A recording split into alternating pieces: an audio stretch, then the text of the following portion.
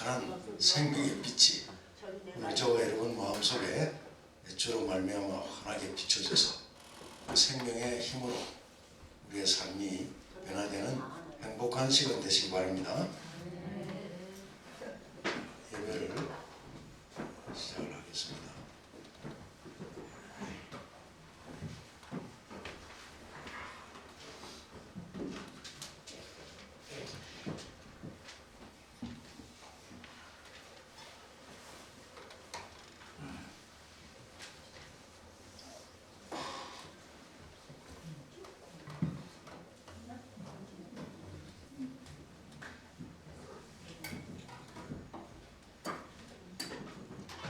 우리의 마음에 하나님의 임재를 초청하는 성령 찬송도 지난번에 한번 불러봤기 때문에 함께 부르시겠습니다.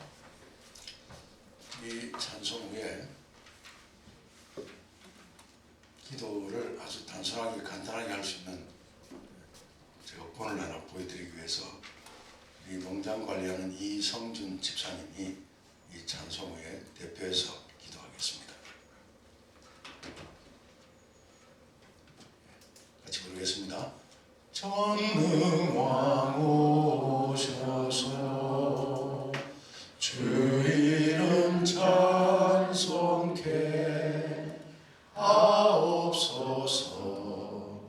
영광의 아버지 승리로 오셔서 우리를 다스려 주옵소서.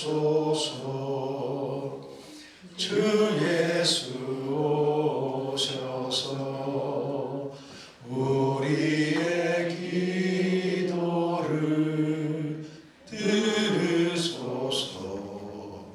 택하신 백성을 복 많이 주시고 그 마음 거룩해 하옵소서.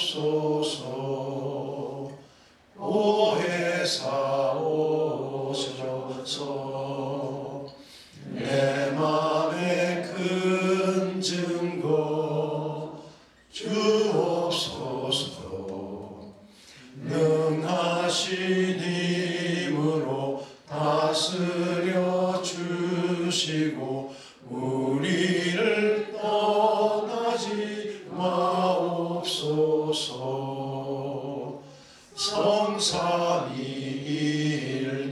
성삼위일체께 한없는 찬송을 드립니다. 존엄한 영광을 보게 해주시고 영원히 사랑케 하옵소서. 우리 다 함께 기도하시겠습니다. 하나님 아버지, 오늘도 좋은 안식일을 주시고 햇살 좋은 안식을 주셔서 감사합니다. 특별히 우리에게 아무 의가 없고 죽어마땅한 인간을 살려주신 주님 감사합니다. 또 뒷독사하는 모든 분들에게 주님의 사랑을 배우고 주님의 창조주를 알게 인도하여 주셔서 감사합니다.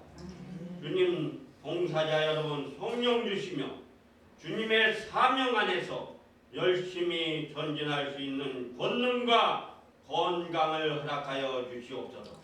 특별히 말씀을 전하는 목사님에게 가차해 주시고 주님의 권능과 능력이 늘 임하여 주시옵소서. 예수님으로 이름으로 간절히 기도합니다. 아멘. 아멘. 감사합니다. 누구나 다 앞에 나와서 기도하실 수 있겠죠? 간단하죠, 그죠?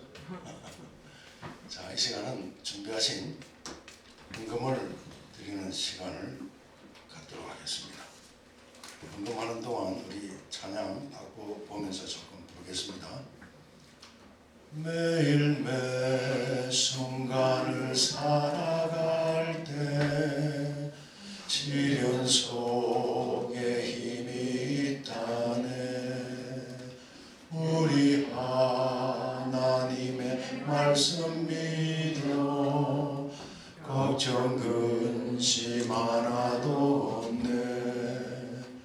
한량 없는 주의 자비하심 우리를 인도하여 주시네. 슬픔 있는 곳에 기쁨 주며 고통 중에 평화 주시네.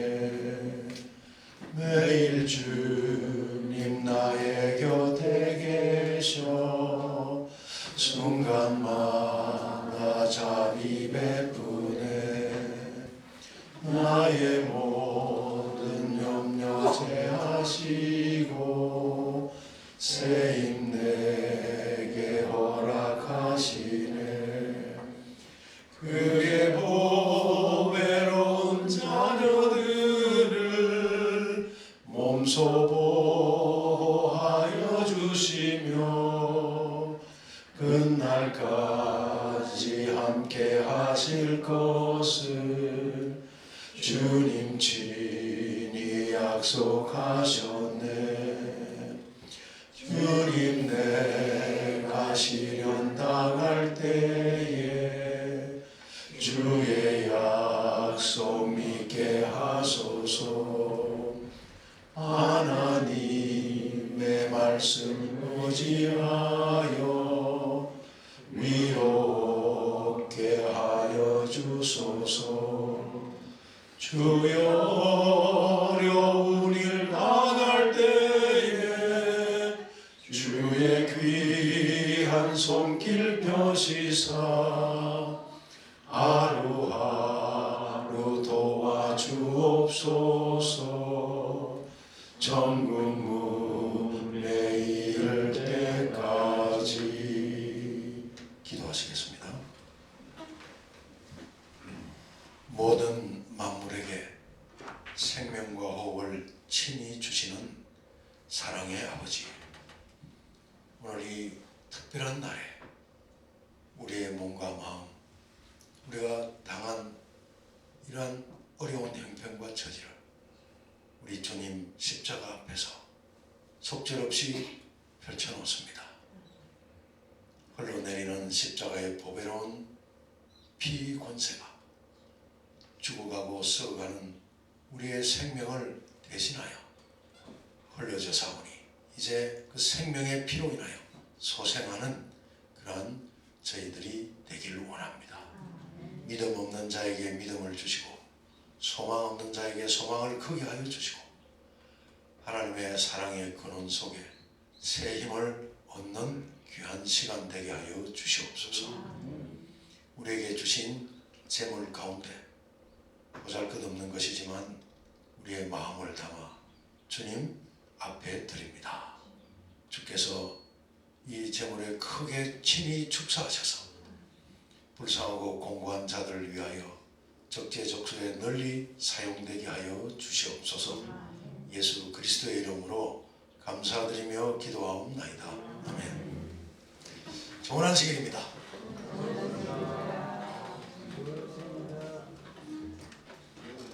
어디 가시더라도 안식일의 의미를 깊이 새기시고 열심히 행복하게 사시기 바랍니다. 항상 우리를 위하여 다가오는 일곱째 날 우리의 상한 몸과 마음을 새롭게 해주시기 위해서 우리에게 다가오시는 그 주님 모시고 사시기 바랍니다. 지난번에 제가 십자가와 속죄소 말씀드렸는데 그 부분을 하다가 다 못했거든요. 그래서 앞부분을 다시 한번 복습처럼 간단하게 넘어가면서 결론에까지 이르도록 오늘 한번 여러분에게 소개해 드리려고 합니다. 성경에 보면 새 천사가 등장해서 영원한 복음을 모든 민족에게 전하는 장면이 나옵니다. 영원한 복음, Everlasting Gospel. 영원하다는 것은 시작과 끝 없이 그냥 계속 동일한 것을 얘기하는 거예요. 성경은 예수님을 그렇게 표현합니다. 우리 복음이 예수님을 말씀하는 거거든요. 그래서 예수 그리스도는 어제나 오늘이나 영원토록 동일하니라. 그래서 지상 역사의 마지막 장면입니다. 요한계시록 14장 6절인데 여기 보면 또 보니 다른 천사가 공중에 날아가는데 땅에 거하는 자들 곧 여러 나라와, 지금 세상 나라가 몇 개쯤 되죠? 한 230개쯤 됩니다. 많죠? 대한민국도 그 중에 한 나라죠. 여러 나라와 족속, 민족이 많죠, 그죠? 여러 민족과 방언은 말이 다 다르잖아요. 다른 말, 한국말 다르고 일본말 다르고 독일말 다르고 러시아말 다르고 이 여러 말을 쓰는 사람들과 모든 백성들에게 전할 영원한 복음을 가졌더라. 변치 않는 그리스도에 관한 복음. 이걸 왜 이때 천사가 공중에 날아가면서 신속하게 모든 사람들에게 전하느냐? 그 이유는 바로 계시록 14장 전반부의 내용이 나오고 후반부에 내가 보니 흰 구름이 있고 구름 위에 예수님이 구름을 타고 오시기로 되어 있잖아요. 그죠? 네. 구름 위에 사람의 아들과 같으니 인자 같으니가 앉았는데 그 머리에 금멸관이 있고 그 손에는 이한 낫을 가졌더라. 알곡을 추수하기 위해서 오시는 예수님의 모습이 그려져 있습니다. 그러니까 이 영원한 복음의 내용은 이 혼돈 가운데 있는 지상 역사의 마지막 속에 이 예수 그리스도에 대해서 확실하게 세상 사람들에게 밝게 전해가지고 많은 사람들이 예수님 영접해서 영원한 생명을 누리고 영원한 나라에 살 수 있도록 하기 위해서 전해지는 복음, 그 내용을 이야기합니다. 그래서 새 천사가 지구 위로 날아가면서 전하는 복음의 내용입니다. 자, 지난번에 제가 성경절을 몇 개 소개해 드렸는데 그 중에 한 두 개만 제가 소개해 드리려고 합니다. 창조주께서 사람들을 향해 주신 내용 가운데 창조주가 아니면 사용하실 수 없다는 내용이 있다고 그랬죠. 그죠? 여호와여 내 고통을 인하여 나를 긍휼히 여기소서. 내가 근심을 오늘날 많은 사람들이 얘기하는 스트레스입니다. 스트레스로 눈과 혼과 몸이 쇠하였나이다. 내 생명은 슬픔으로 보내며 나의 해는 탄식으로 보내며 내 기력이 나의 죄악으로 내 마음의 스트레스로 인해서 약해지고 나의 뼈가 쇠하도소이다. 내가 기운이 빠지고 뼈가 쇠하여지는 원인 가운데 큰 것이 스트레스. 스트레스는 두 가지가 있다고 제가 말씀드렸죠. 하나는 마음의 스트레스, 정신적인 스트레스, 하나는 육체적인 스트레스. 육체적인 스트레스는 우리가 뭐 다쳐도 스트레스 입을 수 있고, 근데 안 다쳤는데 쉽게 스트레스를 받는 것은 우리 먹는 음식으로 인해서 받는 스트레스. 근데 가장 큰 것은 정신적인 스트레스. 여러분들 심각한 스트레스 경험한 분들 계시죠? 정신적인 스트레스를 받으니까 참 감당하기 힘들죠. 너무너무 힘들죠. 어떤 때는 잠도 못 자고 밥도 못 먹고. 이 옛날에 우리 어른들 시대 때 보면, 요즘은 다 그런 거 잘 없는데 뭐 웬만한 어려운 일 이런 거 잘 감당하다가도 심각한 스트레스를 받으면 그냥 머리에 수건 들고 둔눕잖아요. 그죠? 그래가 정말로 아파요. 정말로 아파요. 자, 스트레스는 특히 우리 혈관에다 지대한 영향을 미칩니다. 스트레스. 이 정신적인 스트레스는 엄청난 혈관의 문제를 일으키는데, 거기다가 스트레스를 받게 되면 사람이 또 잘 안 움직여요. 그죠? 또 나쁜 습관들 있잖아요. 담배 피운다든지 술 마신다든지. 스트레스 받으면 담배 피우는 사람들 담배 더 많이 피우죠. 그죠? 그 이제 옛날에 그 얘기 들어보면 스트레스 받을 때 피우는 담배를 뭐라고 그러죠? 그 울분초라고 그러더라고요. 울분초. 담배 피우는 사람들은 참 희한해요. 뭐 기분 좋으면 기분 좋다고 피우고. 옛날에 담배 피우는 사람들은 하는 말이 있습니다. 식후 불륜처럼 3초 이내에 즉사한다. 밥 먹고 담배를 3초 이내 안 피우면 바로 죽는다는 거예요. 담배 좋아하는 사람들이 만들어낸 용어예요.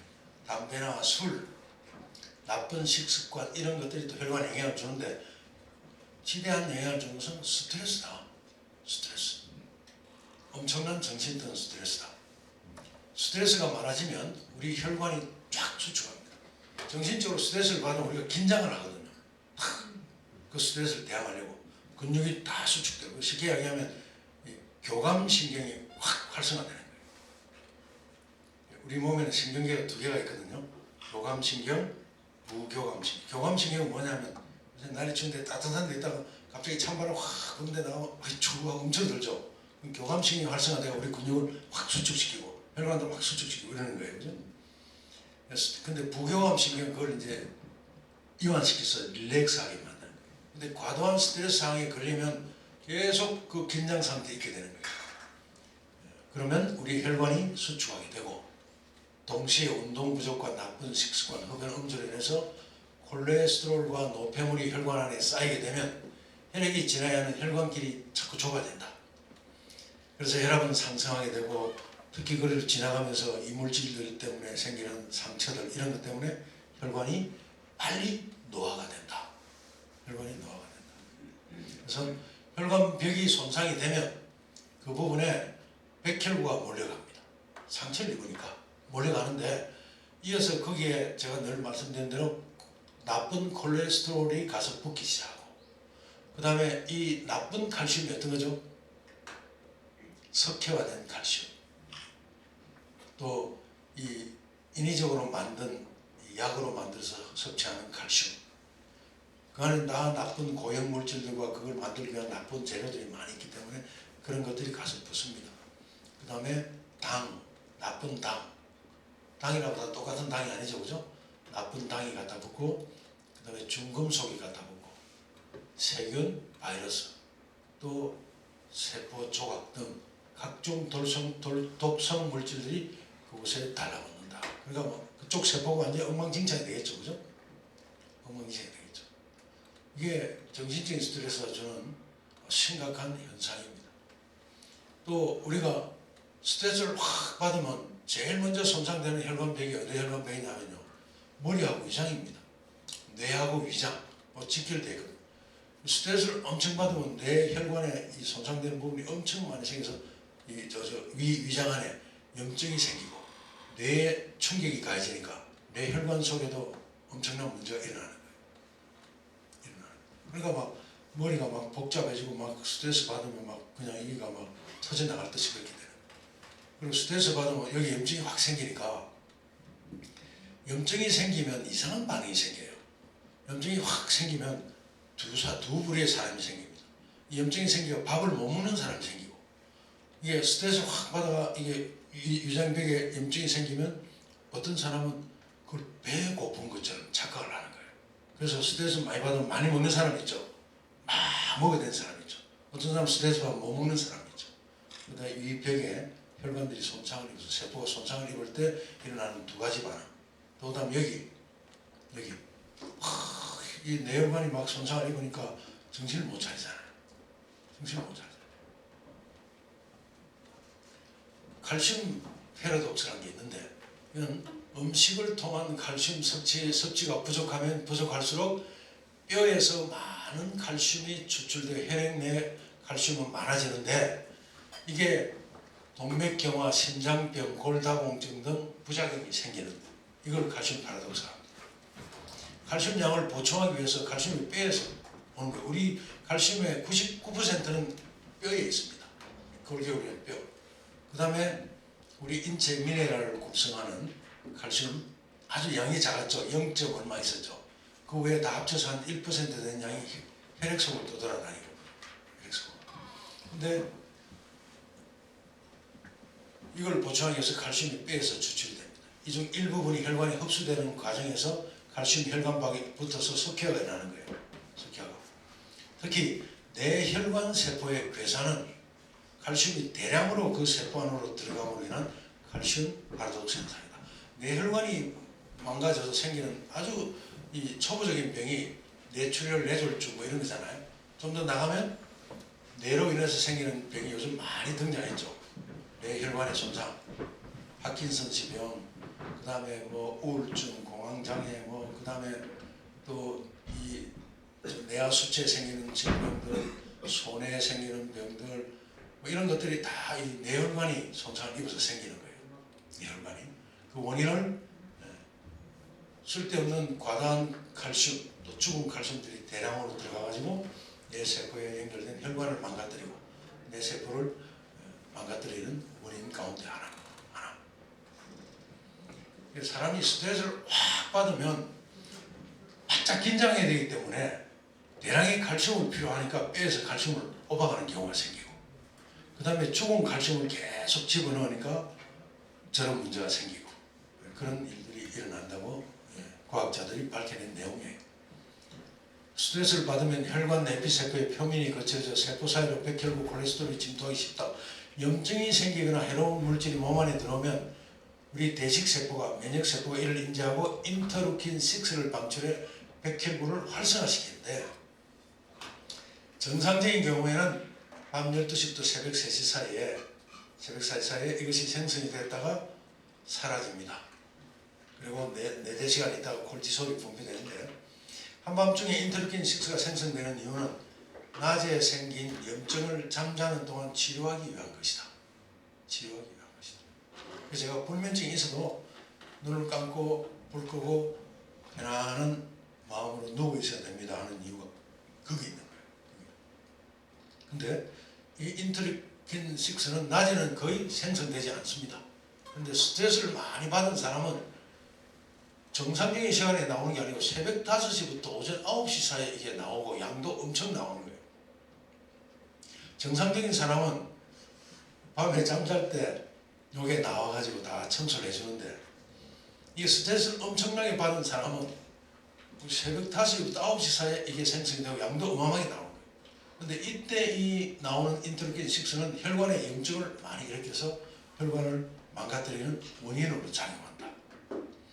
자, 스트레스는 굉장히 나쁘죠, 그죠? 만병의 근원. 우리 여기에 나오는 좋은 음식, 올바른 식사가 거기도 보면 모든 질병의 대부분은 이 마음의 스트레스로 인해서 생긴 것이다. 그렇게 이야기합니다. 근데 가장 큰 스트레스를 주는 요인이 뭘까요? 가장 정신적인 큰 스트레스를 주는 요인. 그게 관계가 깨뜨려질 때. 지난번에 말씀드렸죠? 나와 다른 사람, 나와 아내, 나와 남편, 나와 자식, 나와 부모, 나와 친구, 나와 동료. 제일 큰 스트레스는요, 가장 가까운 사이를 통해서 옵니다. 맞아요? 별 볼 일 없는 사람하고는 스트레스 크게 받을 일이 없거든요. 가장 가까운 관계가 깨뜨려질 때 오는 스트레스 어마어마하거든요. 사랑하는 남자가 결혼의 생활을 살았는데 살다가 뭔가 잘못돼가 결혼 생활이 깨질 때 오는 스트레스 심각하죠, 그죠? 친한 친구가 갑자기 자기에게 등 돌리고 자기를 비난하고 이럴 때 받는 스트레스 어마어마하거든요. 여기에 그런 스트레스 때문에 왔다 간 분들이 꽤 있었어요. 꽤 있었어요. 근데 아니 말씀을 안 해서 그렇지 대부분의 사람들이 대부분의 사람들. 그래서 성경은 이 치유책을 이렇게 설명합니다. 성경은 우리가 우리 생각과 우리 지혜를 의지하고 우리 생각대로 살면 뼈가 마르는 스트레스를 받는다. 그렇기 때문에 하나님이 주신 창조주가 주신 섭리를 따라라. 창조주가 주신 섭리를 따르면 이것이 내 몸의 양약이 되어 내 골수로 윤택하게 할 것이다. 뼈를 마르게 하는 것이 아니고 뼈를 윤택하게 만든다는 거예요. 뼈에서 칼슘 다 뺏겨가지고 골다공증 생기고 혈관 막고 이런 악순환이 아니고 골수가 윤택해지는 경험을 하게 될 것이다. 이런 경험 다 하시고 싶죠? 네. 그래서 지난번에 말씀드린 성경제로 제가 넘어가겠습니다. 자, 그래서 이것을 해소할 수 있는 방법을 주신 것이 지난번에 제가 잠깐 소개해드린 십자가와 그 속죄서의 내용이에요. 그 내용을 제가 파고 들어가서 따라가다 보니까 그 결론에 가서 딱 나오는 것이 깨어진 관계에서 받는 스트레스를 회복할 수 있는 길을 가르쳐주고 계시는 거예요. 그래서 그걸 설명을 하다 보니까 여러분들이 이게 보통 성경 봐도 잘 안 보고 이런 데 대한 이 목적 의식 봤기 때문에 모르는 것을 제가 제시해서 여러분들이 생소하게 들으신 분들도 있을 거예요. 다시 간단하게 하면서 그 결론까지 오늘 제가 맺도록 할게요. 자, 너희는 마음에 근심하지 말라. 하나님을 믿으니 또 나를 믿으라.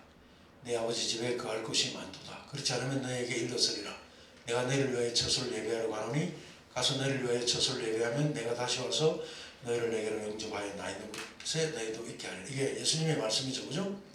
예수님이 이제 십자가를 지시고 부활승천하여 가시는 사건을 말씀하면서 내가 너희를 위하여 처소를 예비하러 가노니 가서 처소를 예비하면 다시 와서 너희를 내게로 영접하여 나 있는 곳에 너희도 있게 하리라. 이렇게 돼 있죠, 그죠? 이제 복음을 제가 설명해 나가는 거예요. 자, 지난번에도 질문 드렸습니다. 예수님 다시 오신 거 보신 분 있나요? 있으면 손 들어보세요. 아무도 없어요. 어떤 사람들은 예수님이 영으로 오셨다 이렇게 이야기하는 사람들, 이건 성경과 전혀 맞지 않습니다. 성경은 가신 것을, 너희가 가시는 것을 본 예수는 너희가 가신 것을 본 그대로 다시 올 것이다. 그죠, 그죠? 감람산에 다시 오실 것이다 이렇게 말씀하시고, 그리고 예수님께서도 인자가 다시 오는 것을 설명하실 때 번개가 동에서 서에 번쩍이는 것처럼 다 볼 것이다. 또 어떤 성경책을 보면 모든 사람 중에 그를 찌른 사람들도 볼 것이다 이런 구절도 있어요. 그러니까 예수님이 비밀이 온다는 것은 성경의 사상과 맞지 않습니다. 비밀 휴거라는 거 들어보셨죠, 그죠? 갑자기 뭐 사람이 사라지고 이런 상황을 오는 건 성경에 전혀 맞지 않는 상황이에요, 그죠? 자, 예수님이 안 오셨으면 왜 안 오셨을까? 이유는 딱 자명하죠. 처소를 예배 다 하면 오시겠다는데 처소가 예배 안 돼서 안 오신 거예요, 그죠? 무슨 처소인데 그렇게 오래 걸리나? 자, 예수님 십자가가 서기까지 에덴 동산에서 여자의 후손의 약속을 하고 십자가 서기까지 성경의 연대로 따져보니까 4천년이 걸렸어요. 4천년. 그 일이 쉬운 일이었다고 예수님이 말씀하셨어요? 아니죠. 예수님이 십자가 사건을 앞두고 이런 말씀하셨죠. 내가 땅에 불을 던지러 왔는데 그 불이 붙기까지 나의 답답함이 어찌하겠는가. 굉장히 어려운 일이었어요. 그리고 십자가 바로 전에는 겟세마네 동산에 예수님 제자들과 가서 내 마음이 심히 고민하여 죽을 지경이다. 예수님이 그런 말씀하셨는데 제자들도 처음 들었거든요. 의미를 몰랐어요. 내 마음이 심히 고민하여 죽게 되었어. 나 위해 기도 좀 해다오. 3번이나 피땀 흘려 기도하셨죠. 십자가가 그렇게 어려운 거예요. 십자가는 우리 죄의 문제를, 우리 인간들이 모든 가지고 있는 그 죄의 결과, 죄의 작성 사망, 영원히 하나님부터 끊어지는 그 둘째 삶, 그걸 예수님이 모든 인류를 다 짊어지는 그 자체가 너무 두려웠거든요. 어려웠던 일이에요. 그리고 이제는 이 세상 죄를 지고 하늘로 가셨죠. 그 죄의 문제를 최종적으로 처리한 일도 십자가만큼 어려운 일이에요. 그래서 지금까지 지체되고 있는 거예요. 저도 지상 역사의 마지막에 완전히 끝이 온다는 징조 말씀드렸잖아요.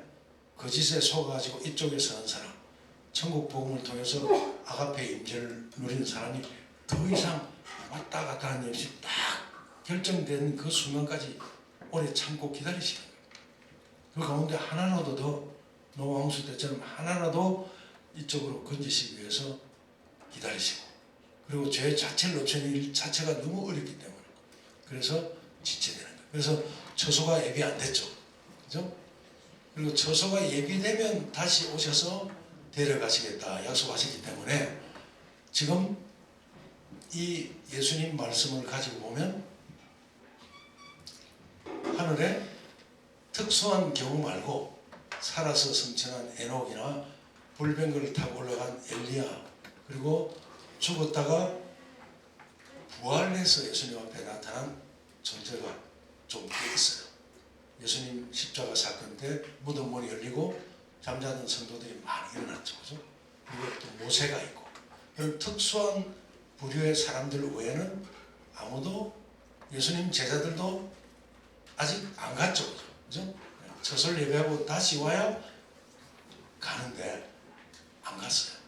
그러니까 이런 아주 단순한 이치를 보면서 한번 제가 풀어나가겠습니다. 자, 예수님께서 어느 날 성을 보시고 눈물을 펑펑 쏟으셨죠?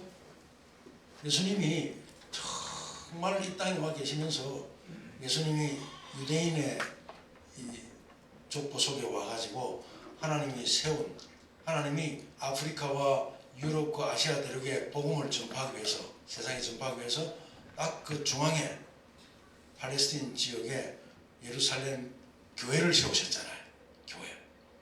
근데 오히려 이 교회가 처음에는 하나님의 영광을 드러내고 복음을 전하는 제사장 역할을 잘 하다가 그만 인간들의 이심 때문에 무너지고 사탄이 집중 공격을 해대가지고 그 나라가 쪼개지고 결국은 이 시리아에게 북방 이스라엘이 무너지고 그 다음에 바벨론에게 남방 유다가 무너지고 그러다가 결국은 여러 나라를 거쳐오다가 로마 제국의 속국이 되어버렸잖아요. 그죠? 그 상황에 예수님이 오셨는데 예수님이 성을 보고 우십니다. 예수님은 하나님 나라를 그들 마음속에 심어주시고 하나님의 임재가 그들 마음속에 있어서 그들을 보호하시려고 했는데 이 사람들은 오실 메시아에 대한 오해가 있습니다. 제자들까지도 십자가의 의미도 모르고 예수님을 이 세상의 임금으로 세우려고 하는 거예요. 예수님이 그런 일이 있을 때마다 도망가셨죠. 도망가셨어요. 오늘날 수많은 그리스도 교회의 잘못된 사상이 똑같이 들어와 있어요. 이 세상에 어떤 자리에 위치를 차지해가지고 뭔가 하려는 그런 움직임이 특히 대한민국에도 많죠. 그죠? 예수님이 그런 방법 쓰셨을 것 같으면 벌써 쓰셨겠죠. 벌써. 예수님께서는 그런 것이 아니고 사람들 마음속에 아가페 하나님 나라의 그 사랑의 원칙을 사람들에게 새겨주고 그 하나님을 모셔드려서 하나님과 하나 되는 놀라운 경험을 참된 영생의 경험을 주시기 위해서 오신 거예요. 근데 이 성을 보면서 우셨어요. 눈물 흘리시면서 너도 오늘날 뭐에 관한 일요? 평화에 관한 일을 알았으면 좋을 뻔하였거니와 지금 내 눈에 숨겼다. 관심이 없어요. 관심이. 세상의 권세와 세상 나라에만 관심이 있지 하나님 나라에 대한 관심이 없는 거예요. 평화에 관한 일. 날이 이럴지라 내 원수들이 이런 엄청난 일이 다가와서 돌 하나도 돌에 앉고 예루살렘 성과 성전이 몰락할 건데 그 평화에 관한 일을 관심을 안 가지고 있는 거예요. 그러면서 이는 권고받는 날을 네가 알지 못함을 이남이라 하시니라. 이 권고받는 날. 제가 이걸 보면서 야 이게 도대체 뭘까? 관심을 안 가질 수밖에 없는 게 마태복음 24장에 보면 예수님께서 돌 하나도 돌에 남지 아니하리라 해놓으니까 마태복음 24장이 어떻게 시작하냐면 예수님께서 성전에 계시다 성전으로 나옵니다. 제자들이 성전을 가르쳐 보입니다. 왜 가르쳐 보입니까? 야 이렇게 어마어마한 큰 돌과 이런 걸로 쌓은 이 성전이 돌 하나도 돌에 남지 않고 문이 뚫린다는데 그게 맞습니까? 그런 거예요. 그 예수님께서 대답을 하시니까 제자들이 깜짝 놀라고 그러면 언제 이런 일이 있겠사오며 또 주의 임하심과 세상 끝에는 무슨 징조가 있겠습니까? 두 가지를 물었는데 예수님 답이 한 가지였어요. 한 가지.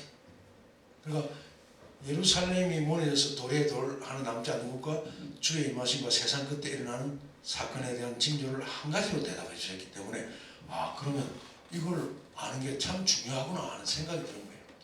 생각이. 감사하게도 요 근자에 번역되어 나오는 영어 성경이나 한글 성경들 중에는 이 권고받는 날을 풀어서 비슷하게 해석해 나오는 번역한 책들이 있어요. 옛날 한자 성경 번역했기 때문에 권고받는 날. 이게 중요하죠, 그죠?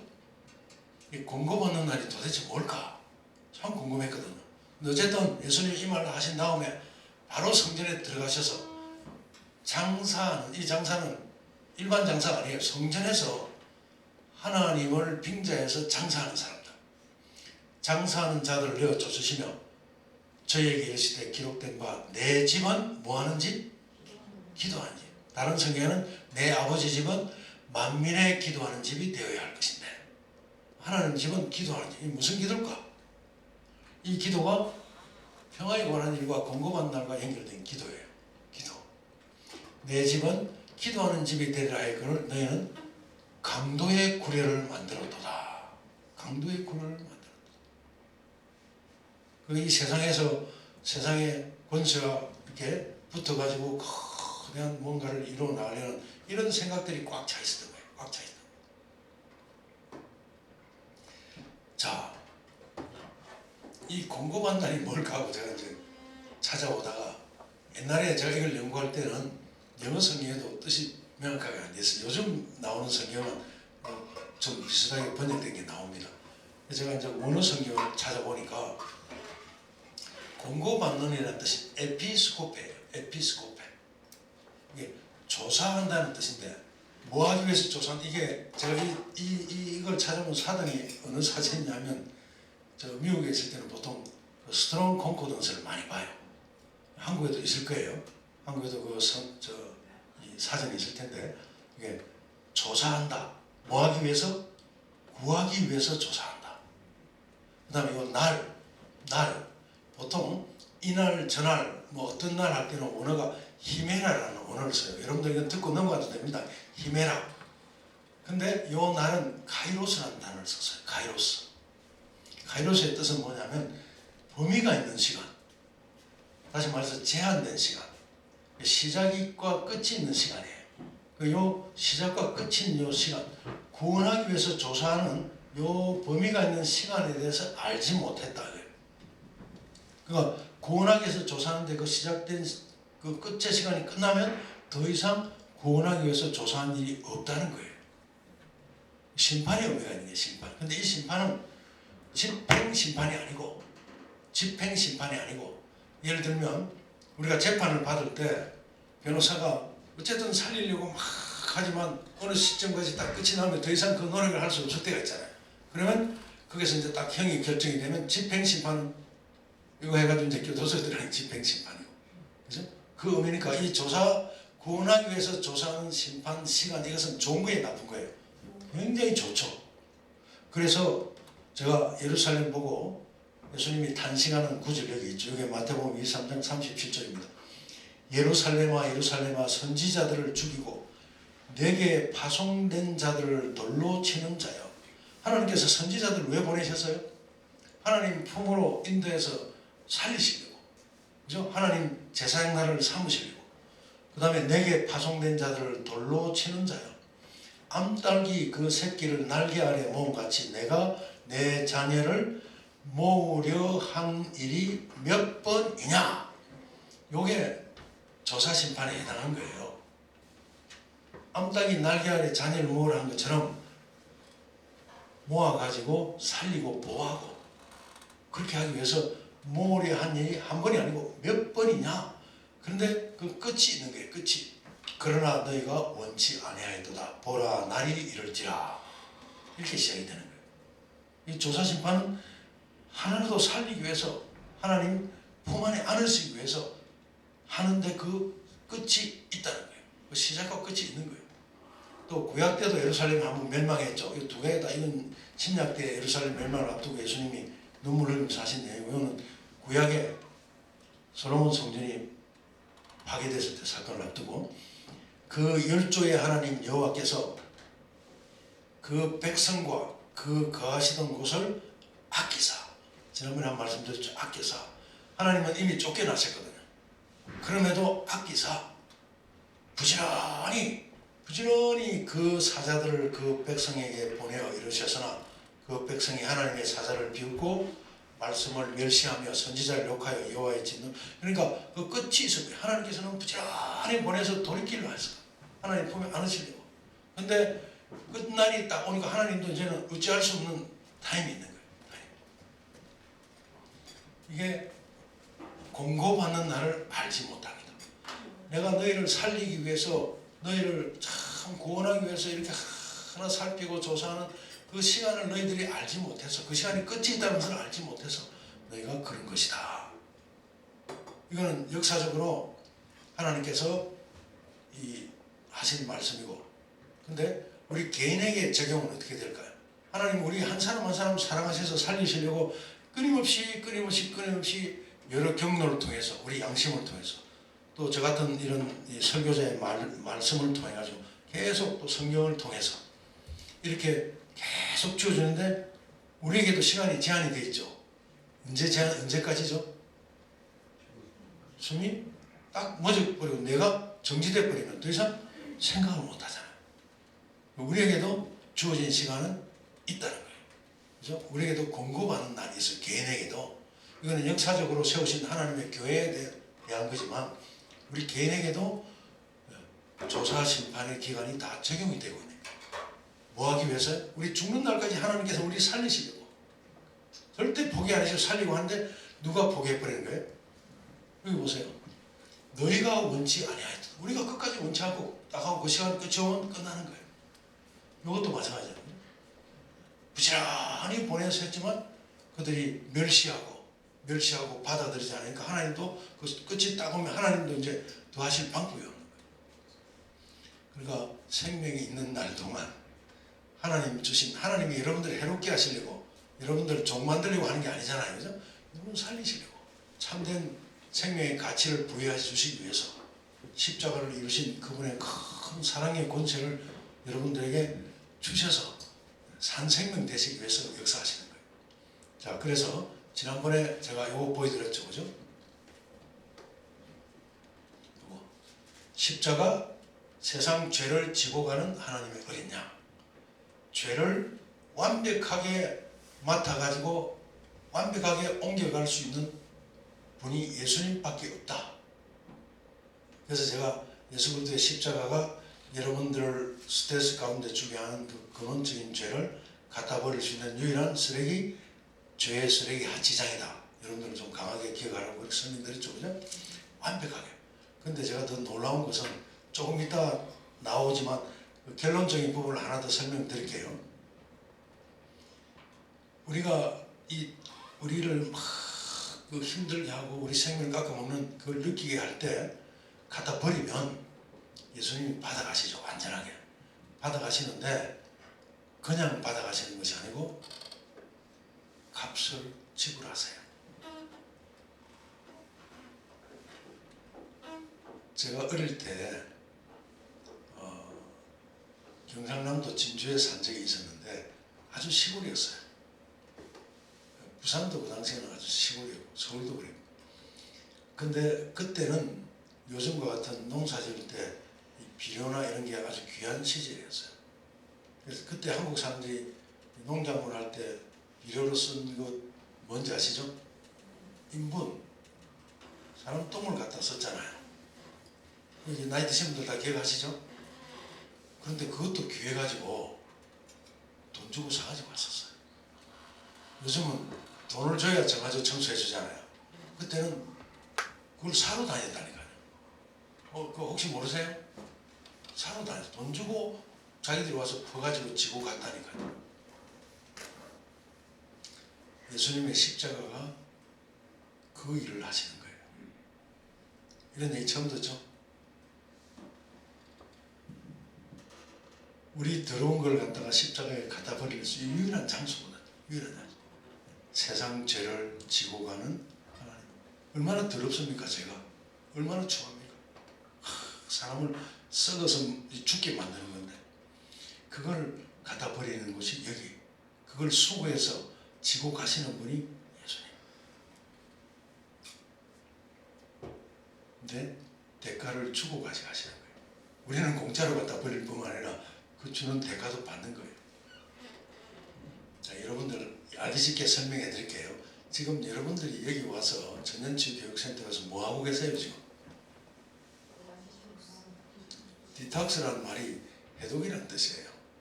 근데 저걸 쫙 마시니까 여러분 몸에 덕지 붙어있던 그 썩은 세포 위에 덕지 붙어있던 점액질 막 나오죠. 어저께인가 뭐 큰 거 나왔다면서요.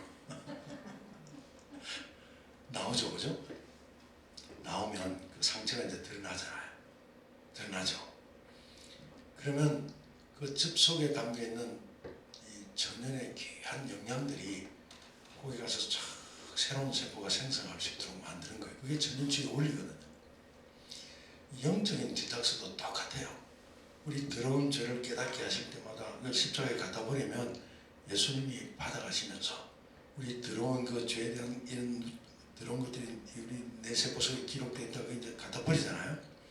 그러면 그 자리를 치유해 주셔야 되겠죠. 그죠? 그 들어온 잿더미를 팍 떨어져 나간 자리를 치유해 주셔야 되겠죠.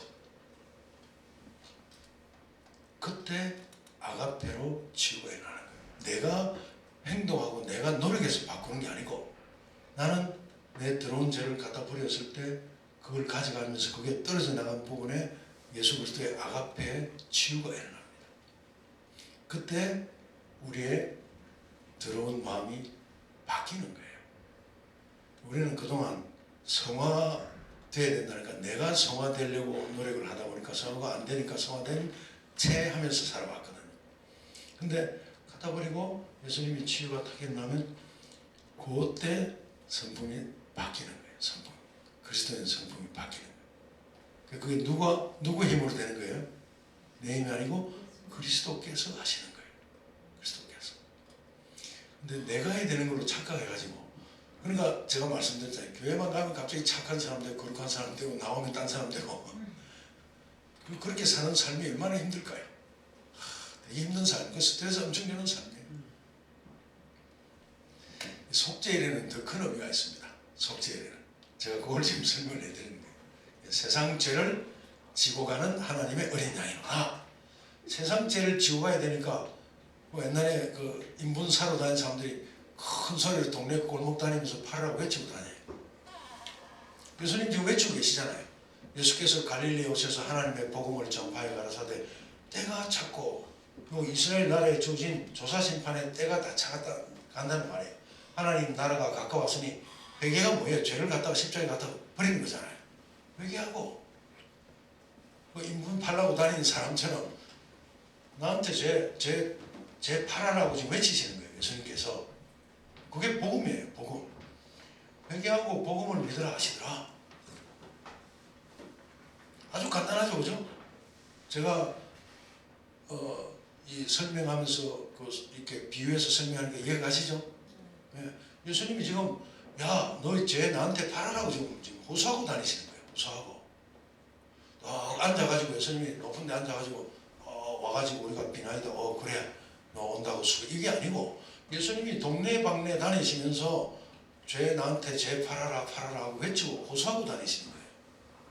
그래서 예수님 이 땅에 계실 때 계속 다니셨잖아요. 계속 다니면서 우리가 저 동네로도 가서 전하자. 또 다니시고 다 갈 때 뭐하라? 회개하라. 천국이 가까웠다. 이스라엘에 주어진 때가 다 차. 이거 제가 좀 이따 설명드릴게요. 때가 다 차기 때문에 예수님 마음이 바쁘셨거든요. 눈물까지 흘리시면서 우리가 죄 깨닫게 하시는 역사가 있을 때 십자가의 죄를 갖다가 파세요. 공짜로 가시는 분이 아니고 아가페로 그 값을 지불하시는 분이에요. 지불하시는 분. 제가 이거 깨닫고 얼마나 마음에 기쁨이 왔는지 모릅니다. 제가 막 신학 공부도 하고 어릴 때부터 어떤 때는 막 공부하는 데 가가지고 하루에 막 열 몇 시간씩 뭐 성경을 갖다가 막 옛날에 막 학교 공부하듯이 막 해도 몰랐던 내용이에요. 이렇게 단순한 게 있는데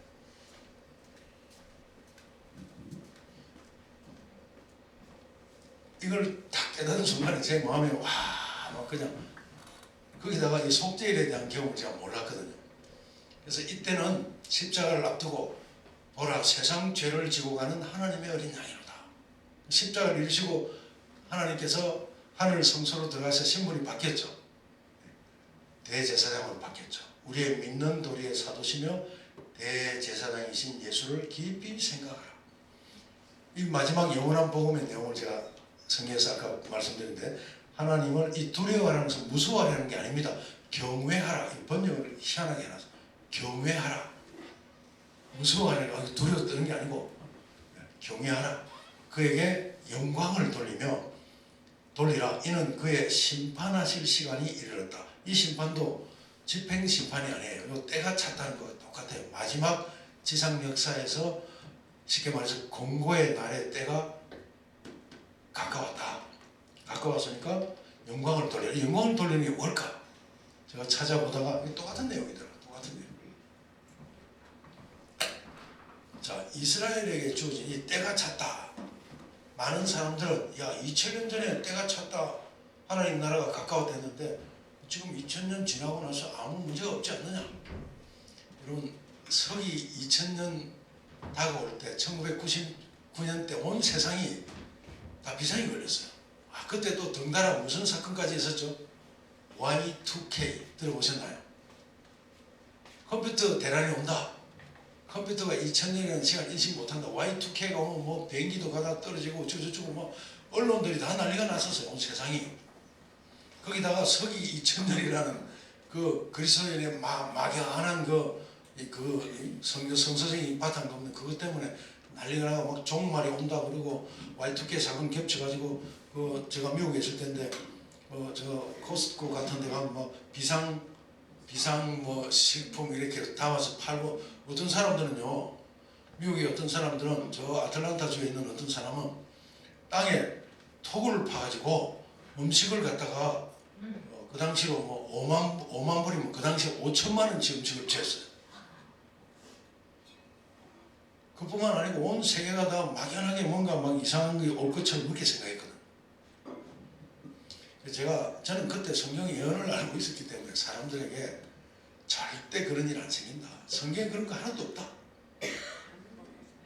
제가 아는 어떤 또 나이 든 할머니 집사님들은 뭐 돈이 많이 없으니까 자꾸 밥을 해가지고 말리가 뭐 볶아대는 거예요.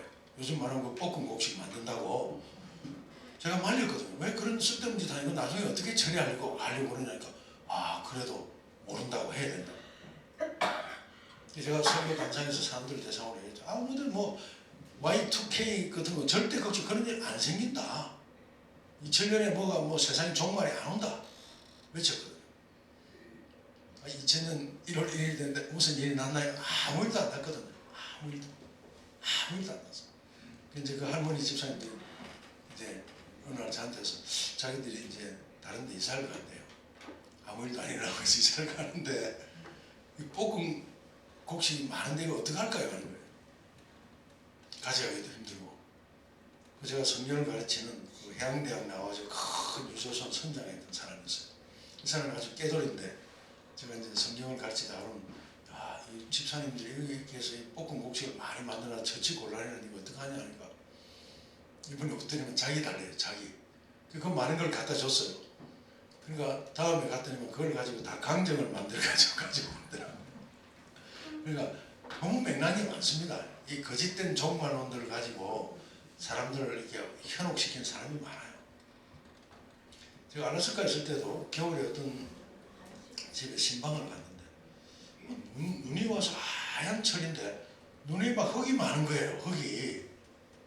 이상하다. 들어서 이게 도대체 무슨 흙이면 이렇게 지하실을 파고 있대요. 왜 지하실을 팝니까 하니까 미국의 TV 방송에 기독교 방송 많이 나오잖아요. 그 뭐 또 종말을 이야기하는 사람들 막 나오거든요.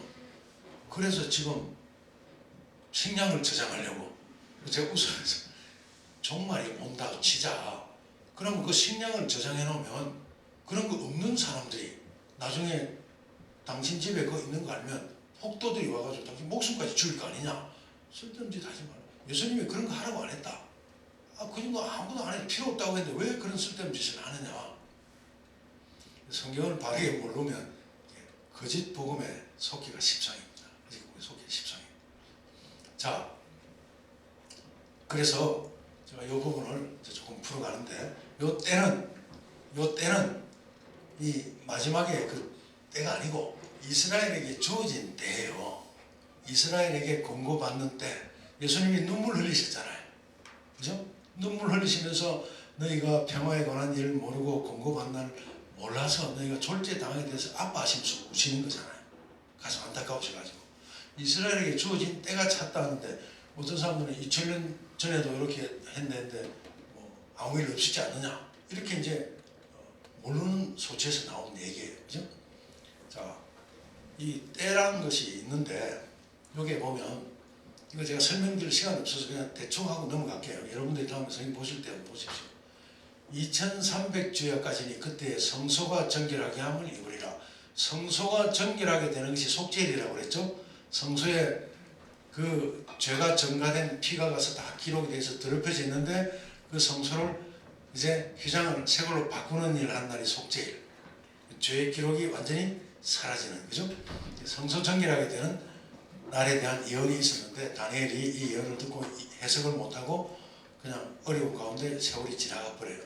근데 이제 어느 날 이 다니엘이 성경을 읽다가 바벨론에 포로되어 간 것이 70년 만에 마칠 것이라는 예레미야서의 예언을 봤어요. 보고는 하나님 앞에 다 죄를 무릅쓰고 기도를 합니다. 다니엘이 멋있는 게 다니엘은 의인이거든요. 그럼에도 불구하고 하나님 앞에 기도할 때 자기와 이 백성들이 하나님의 뜻을 어긋나고 하나님의 보호하는 손길을 그도 차는 바람에 예루살렘 성전이 무너지고 바벨론에 포로 왔잖아요. 그런데 자기와 이 백성들을 묶어서 자기도 그 죄인의 편에 서는 거예요. 서가지고 기도를 합니다. 기도를 할 때 이제 성경 예언에 대한 부분을 이해할 수 있는 다니엘의 마음이 됐잖아요. 그래서 그때 하늘에서 천사가 날아와요. 그 천사 이름이 성경에 보면 가브리엘 천사가 신약 성경에 나오죠. 어디에 나타나죠? 요셉에게 마리아가 잉태할 것 얘기해 주러 오잖아요. 동일한 그 천사가 날아옵니다. 날아와서 제가 그거 듣고 참 그 성경을 보면서 제 마음에 이렇구나. 가브리엘 천사가 뭐냐면 네가 기도를 시작할 즈음에 다니엘이 성경을 한 부분 깨닫고 하나님을 기도를 시작할 즈음에 내게 명령이 내려서 내가 부지런히 날아서 왔다. 부지런히 날아서 왔다. 저녁 제사 드릴 즈음에 도착했거든요. 다니엘이 하루 3번 기도했잖아요. 그죠? 그러니까 제가 그거 보면서 하나님 보좌 있는 데서 천사가 날아서 부지런히 날아서 오는 시간이 얼마나 걸렸어. 이런 것도 제가 거기서 덕을 얻은 거예요. 한 번도 우리 그런 생각 못 했잖아요. 그죠? 그래가지고 한 얘기가 이 얘기예요. 다니엘이 이 이상을 못 깨닫고 고민하다가 잠들고 그 다음에 세월이 흘렀잖아요. 근데 성경을 보다가 어떤 예언에 대한 부분에 대한 이해가 오니까 하나님께서 이제 다니엘이 깨달을 때가 됐대서 보내준 거예요. 깨달을 수 있는 키를 가지고. 그래서 이 천사가 날아와서 그런즉 너는 이 일을 생각하고 그 이상을 깨달을지니라. 지금 이 설명한 일을 설명해 주면서 네가 이해하지 못한 그 이상을 깨달을지니라 하고 가르쳐 주는 거예요. 이건 여러분들이 다음에 성경 읽어보세요. 그리고 제가 더 이상 이걸 가지고 설명드릴 기회는 없는데, 자, 근데 보니까 요 구절이 나오죠. 그런즉 너는 이 일을 생각하고 그 이상을 깨달을지니라. 내 백성과 내 거룩한 성을 위하여 70일에로 기한을 정하였다. 그래서 이건 제가 해석할 시간이 없으니까 일단 때가 찼다는 게 이 구약 교회에 주어진 공고받는 날의 때예요. 그게 AD 34년, 예수님 십자가가 AD 31년. 그러니까 이 성경을 요 해석할 때 보면 너무 이게 착착착착 맞아지게 돼 있어. AD 31년은 뭐냐면 예수님이 공생애를 AD 27년에 시작했어요. 그때 예수님 만 30세 되던 해. 정확하게 하면 AD 30년이 돼야 되는데 달력을 만드는 과정에서 그 이 윤년 이런 거 계산 잘못해가지고 로마 황제가 만든 달력에서 약 3년 반 내지 4년의 차이가 생겼어요. 그래서 AD 27년에 공생애를 시작해가지고 AD 31년 3년 반 뒤에 십자가를 지셨고, 요 AD 34년까지 3년 반. 그래서 7년. 요 다니엘서 예언을 보면 그 7년의 절반의 십자가가 설 거라 이렇게 돼 있거든요.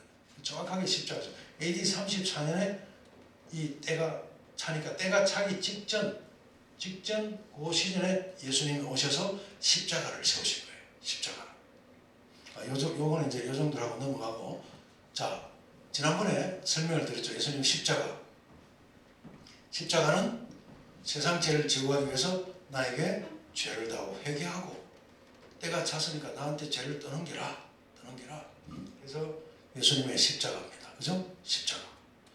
그리고 세상 죄를 지고 어디로 가셨다고 되어 있죠? 하늘 성소로 가셨죠. 그리스도께서 대제사장으로 하늘에 오셨는데 무슨 일요? 장래 좋은 일. 누구를 위해서 장래 좋은 일요? 우리를 위해서. 장래 좋은 일에 대제사장으로 오사 손으로 짓지 아니한 더 크고 온전한 장막으로 말미암아 염소와 송아지의 피로 아니하고 오직 자기 피로 무슨 속죄요? 영원한 속죄. 예수님이 십자가에서 이루신 속죄는 다시는 필요 없어요. 영원히 끝난 거예요. 영원한 속죄. 단번에 이루셨다. 단번. 세상 죄를 지고 가는 예수 그리스도의 사역은 단번에 이루어졌고 영원한 것이에요. 영원한 것. 이해하셨죠? 영원히 이루어진 거예요. 그리고 이제 가셔서 장래 좋은 일이, 지난번에 제가 선거를 말씀드리면서 설명해 드렸잖아요. 그죠? 그게 이제 하나님께서 완벽하게 죄가 다시는 등장하지 않고 우리의 생각 속에서도 완벽하게 사라질 수 있는 일, 죄의 근원 자체를 제거하시는 일. 그러니까 지금 교회 다니시는 분들은 십자가에 회개하고 구원을 얻었어요? 못 얻었어요? 구원 다 받았잖아요. 받았음에도 불구하고, 내가 죄를 가서 회개했음에도 불구하고 그 죄에 대한 생각이 내 머릿속에 아직 남아있나요? 안 남아있나요? 남아있죠. 그래서 아주 신실한 장로님 부부나 목사님 부부를 할지라도 다 십자가 회개했는데도 어쩌다 한번 부부싸움 할 때 보면 옛날 기억이 나죠. 그죠? 그래서 또 옛날 꺼내가지고 얘기하죠. 기억이 남아있어서 그래요. 그런 상태에서 우리가 천국에 가면, 천국에서도 한번 뭐 하다가 생각이 나면 그 천국이 될 수가 없죠. 그죠? 우리 처소를 예배하러 가셨다는 내용이 그 내용이에요. 어디에도 죄에 대한 기록이 없어야 돼요. 우리 머리에도 없어야 되고 다른 데도 없어야 되는 거예요. 그 일을 하시는 거예요. 그 일을 하시기 위해서 세상 죄를 하늘로 옮겨가시기 위해서 예수님은 십자가에 서셨던 거고, 그 일을 완벽하게 영원하게 십자가에서 이루신 거예요. 그러니까 이 땅에서 우리가 그 사실을 믿고 우리 죄를 십자가 앞에 갖다 버리면 우리는 즉시 죄의 사함을 얻는다. 그렇게 돼 있잖아요. 우리가 우리 죄를 자백하면 저는 미쁘시고 의로우사, 그걸 뭐 계산해 보신다고 그랬어요? 곧 우리 죄를 사하신다. 십자가가 그런 곳이에요. 그런데 그보다 못지않게 중요한 일이 죄가 다시는 우주에 등장하지 않도록, 다시는 사탄이라는 존재가 생기지 않도록 하는 일, 그 일이 속죄일에 해당됩니다. 그게 장래 좋은 일이에요. 장래 좋은 일. 그래서 제가 이걸 깨닫게 된 것이 영원히 단번에 영원한 속죄를 이루는데 왜 하나님 보좌 앉으신 그 자리를 속죄소라 부르는가, 그거 궁금해하다가 이 사실을 깨달은 거예요. 이 사실을. 그래서 영원한 속죄에서 단번에 성소에 들어갔는데 같은 히브리서 9장 24절 참 하늘, 그러니까 하늘 성소란 거예요. 그죠? 하늘 성소. 자, 여기에 보면 지난번에 소개해드린 것처럼 그리스도도 많은 사람들의 죄를 맞는다는 거예요. 맞는다는 거. 담당하시려고 단번에 들으신 바 되셨고, 그 다음에 구원에 이르게 하기 위하여 죄와 뭐 없이 상관없이, 전혀 우리 세계에서도 생각이 안 나는 거예요. 완전히 근원 자체가 없어지니까 죄와 상관없이 자기를 바라는 자들에게 언제요? 두 번째. 처소 예배를 갔다는 것은 이거라는 게 이해가죠? 이 일이 아직 완성이 안 됐다. 왜? 아직 지상 역사의 끝이 안 왔거든요. 그 끝자락, 마지막 자리까지 사는 사람들을 위해서라도 예수님은 오래 참고 지금 그 기다리는 거예요. 공고받는 날에 대한 의미를 알기를 원하시면서. 성경이 이렇게 클리어하죠. 깨끗하죠. 여기에 우리가 성소 제도를 보면 양에게 우리 죄를 전가시킨다고 그랬죠. 그죠? 양이 머리에 내 체중을 탁 싣고, 성경에 그렇게 되어 있습니다. 말로만 하는 게 아니고 그 양의 머리에다 내 온 체중을 써서 진 누르면서 입을 내려가 내 마음을 괴롭히고 내 죄책감 드는 그 죄를 탁 위에서 떠넘기는 거예요. 그러면 그 양을 잡아서 각을 뜨고 번제단에 나무를 벌려놓고 거기에서 불 사를 때 피를 가지고 하는 일이 두 가지 있다고 그랬죠. 하나는 피를 번제단의 네 뿔에 바릅니다. 예수님 십자가에 네 군데 피가, 그죠? 이마, 발과 양팔에 네 군데, 그 똑같이 번제단 네 뿔에 바르고 남은 것은 번제단 밑에 뿌리고, 그 다음에 또 다른 피를 들고 들어가는데 저으면서 은고된 저 들어가지고 제사장이 들고 들어가서 이 휘장에다 그 피를 뿌린다고 그랬죠. 우리 죄의 기록을 담은 어린 양의 피가 여기에 가서 뿌리죠. 이 휘장은 이 둘째 칸 지성소와 첫째 건 성소를 가리는, 그러니까 하나님의 보좌, 하나님이 계신 방문이에요. 방문.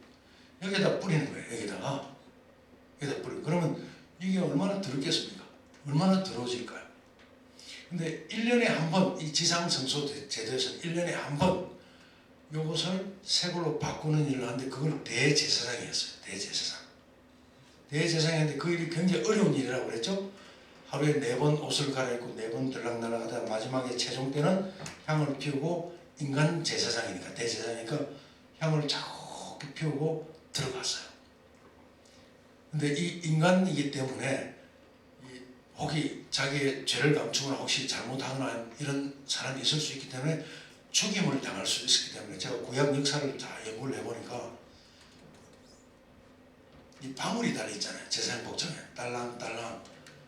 들어가서 일할 때 딸랑딸랑 소리가 계속 들리면 살아있구나. 방울 소리가 안 들리면 뭐예요? 죽었구나. 그래서 줄을 달아매가지고 발에, 만약에 방울 소리가 안 들리면 줄을 당겨서 끌어냈어요. 근데 이스라엘 역사상 딱 한 번 그런 일이 있었다는 기록이 있어요. 그런 일. 그런데 예수님은 그럴 걱정이 전혀 없으신 분이죠. 그건 원래 죄가 없으신 분이거든. 흠도 점도 없으신 분이에요. 예수님은 이 일을, 이 지상의 제사장이 1년에 한 번씩 했는데, 1년에 한 번씩 할까요? 지상 역사의 마지막에 한 번 딱 끝내는 거예요. 한 번. 십자가도 양을 계속 죽였는데 예수님이 단번에 그 일을 끝내셨거든요. 영원히 끝내버리신 거예요. 그럼 이 속죄일도 한 번에 끝나는 거예요. 한 번에. 딱 끝나는 거예요.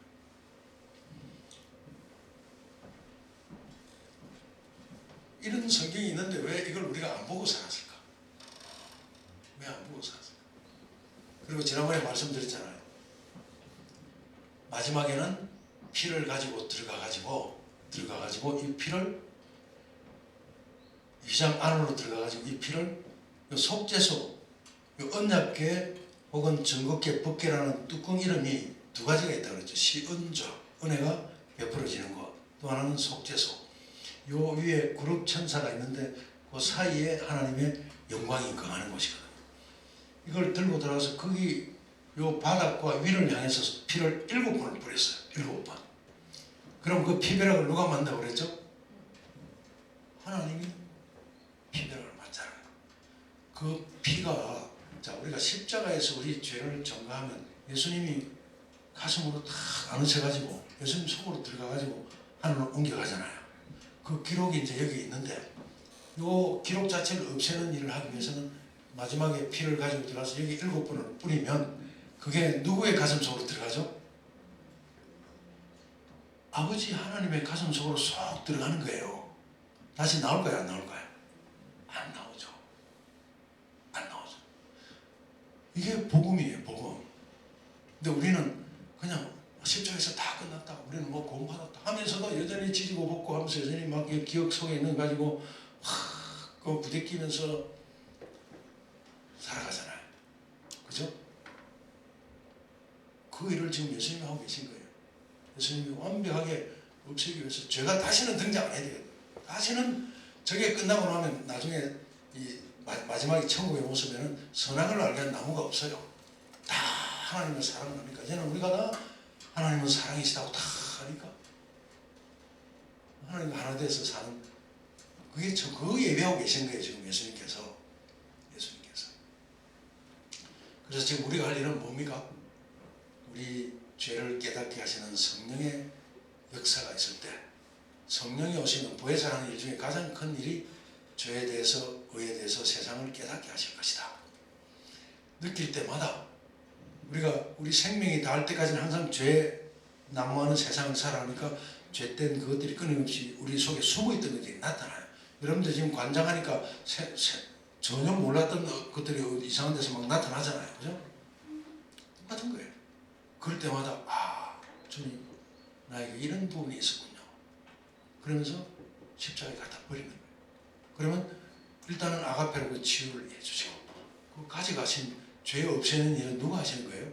하나님 하시는, 예수님과 하나님이 하시는 거예요.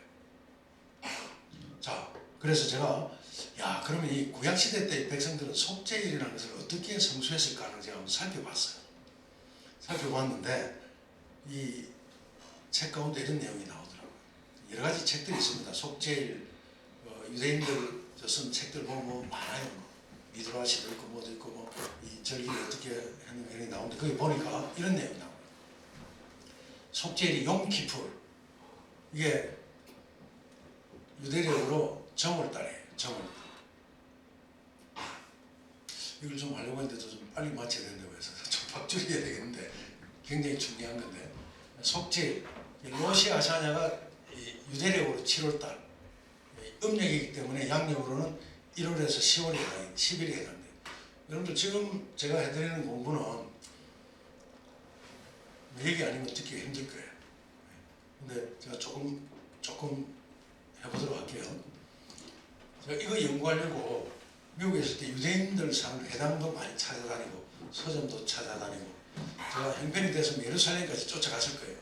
근데 저 예루살렘을 성지 순례하는 단체를 갔다 온 사람들 얘기 들으니까 아무것도 얻어오는 게 없어요. 그냥 바쁜 일정 속에서 막 버스 타고 막 가서 사진만 찍고 뭐 기념품 좀 사오는 정도더라고요. 근데 저는 그런 성지 순례를 가기를 원한 게 아니고, 형편만 되면 무슨 성지 순례를 가기 원했냐면, 제가 가서 예수님께서 정말 하신 그 예루살렘 흔적들이 있거든요. 지금도 예루살렘 가면 성전 연구소도 있고 그런 흔적들이 있는 것을 많이 가고 싶은데 못 갔지만, 제가 이런 책을 통해서 한 게 뭐냐면, 로시 아샤냐가 속죄일의 시작을 알립니다. 나팔절이라고 해요. 나팔절. 이걸 알리면 사람들이 살아가다가 하나님과 자기의 관계, 그다음에 하나님께서 자기에 베푸시는 어떤 은혜, 이런 것들을 생각하고 이제 속죄일을 준비를 하는데, 속죄일은 10일 날이에요. 속죄일의 의미가 두 가지가 있었어요. 하나는 심판의 날, 욤 하딘 날, 이거는 그냥 날의 욤 하딘 심판. 근데 이게 뭐냐면, 이 심판은 집행하는 심판이 아니고 하나님 앞에서 자신을 돌아보는 날. 그래서 지난 해 동안 나와 다른 사람들의 관계가 깨뜨려진 것이 있나 없나 생각하는 거예요. 그리고 이 심판은 좋은 심판, 아까 말씀드린 조사 심판이에요. 그 다음에 지난 해 동안 하나님과 나 사이의 관계가 깨뜨려져서 뭔가 내 마음에 끓이긴 게 있었나 없었나, 이거 왜 살펴보게 할까요? 있으면 저는 회개란 말보다 화해, 나와 내 아내 사이에서 지난 해 동안 뭔가 서로 속상한 거 이런 것들은 말은 안 해도 있었나 없었나 살펴보는 것은 뭐 하기 위해서? 화해하기 위해서. 그리고 하나님과 나 사이에 잘못된 게 있나, 이것도 하나님과 나 사이에 화해하기 위해서. 그 다음에 두 번째 의미는 용 하나 또 올라오는데, 세상의 생일, 이 세상이 창조된 것을 기억하면서 내 삶 속에도 새로운 삶이 창조되기를 원하는 마음, 이 두 가지가 들어있더라고요. 두 가지. 자, 그럼 이 사람들이 어떻게 이걸 성수했느냐면, 하나님과 화해, 사람과 화해하는 날이라고 제가 이름을 붙였는데, 어떻게 성수했느냐 하면 이렇게 성수했습니다. 1일부터 10일 사이에는 나와 다른 사람들과의 사이에 문제가 된 것을 깨닫게 되면서 거기에 화해가 이루어지는 거예요. 그리고 10일 날 욤키푸르는 나와 하나님 사이의 관계를 회복하는 날이에요. 그래서 이 기간을 야밈 노라임, 경외의 날이라고 불렀어요. 경외의 날. 요 원리는 예수님이 설명하셨죠. 산상 설교할 때 나한테 제단 샀다가 친구가 불화한 일이 생각나면, 형제가 불화한 일이 생각나면 나한테 제단 샀는 거 중단해라.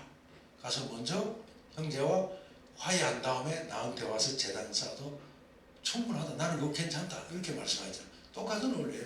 요 기간 동안에는 사람과 사람 사이에 관계에 화해를 하고, 제일 마지막에 이제 하나님과 나 사이의 관계를 하는 거예요. 근데 유대인들이 옛날에 거꾸로 했죠. 부모하고 나하고 사이는 깨뜨려져 있는데 고르반 하나님께 드렸다고 다 되는 줄 알았어요. 근데 이 복음의 주체이신 예수님은 그 반대를 얘기하시거든요. 반대로. 자, 그래서 요 기간 동안에 지난해 때문에, 나 때문에 상처받은 사람은 있나 없나 생각해 보는 거예요. 말은 안 했는데 이상하다. 그 형제가, 그 자매가 또 뭐 부모 자식 간도 뭔가 나한테 옛날처럼 안 대하고 뭐 서운한 듯한 느낌이 있는데, 혹시 내가 뭐 잘못한 게 있나 없나. 느껴지면 가가지고 찾아가 용서를 구한다. 이런 용서를 구하면요, 상대방도 감동을 받습니다. 감동을 받아요. 사랑과 화해하지 못한 사람은 하나님과도 화해할 수 없다. 유대 전성에 나온다고 되어 있는데 사실은 성경에 예수님께서 똑같은 말씀하셨어요. 제가 옛날에 한국에 있었던 교회 있을 때 제가 기도 문제를 가지고 저는 원칙을 이야기한다고 얘기했는데 그 찬양 지휘하는 여자 자매가 상처를 입는 거예요. 저는 몰랐죠. 몰랐는데 이 자매가 교회를 안 나오는 거예요. 근데 그 남편 되는 그 형제가 서글서글한 형제인데 저한테 웃으면서 한번 집에 한번 신방 오시라고. 그래서 제가 감을 잡았죠. 제가 뭐 부지불식간에 한마디 했는데 이 자매는 상처를 입은 거예요. 그걸 제가 깨닫게 됐죠. 그래서 신방을 가서 저보다 한참 나이가 어려요. 가자마자 그 자매 앞에 제가 무릎 꿇고 난 잘못했다고 용서해달라고. 가보니까 머리에 싸매고 확 누워있더라고 아프고. 교회 지도자한테 상처를 입으니까 얼마나 심각했겠습니까?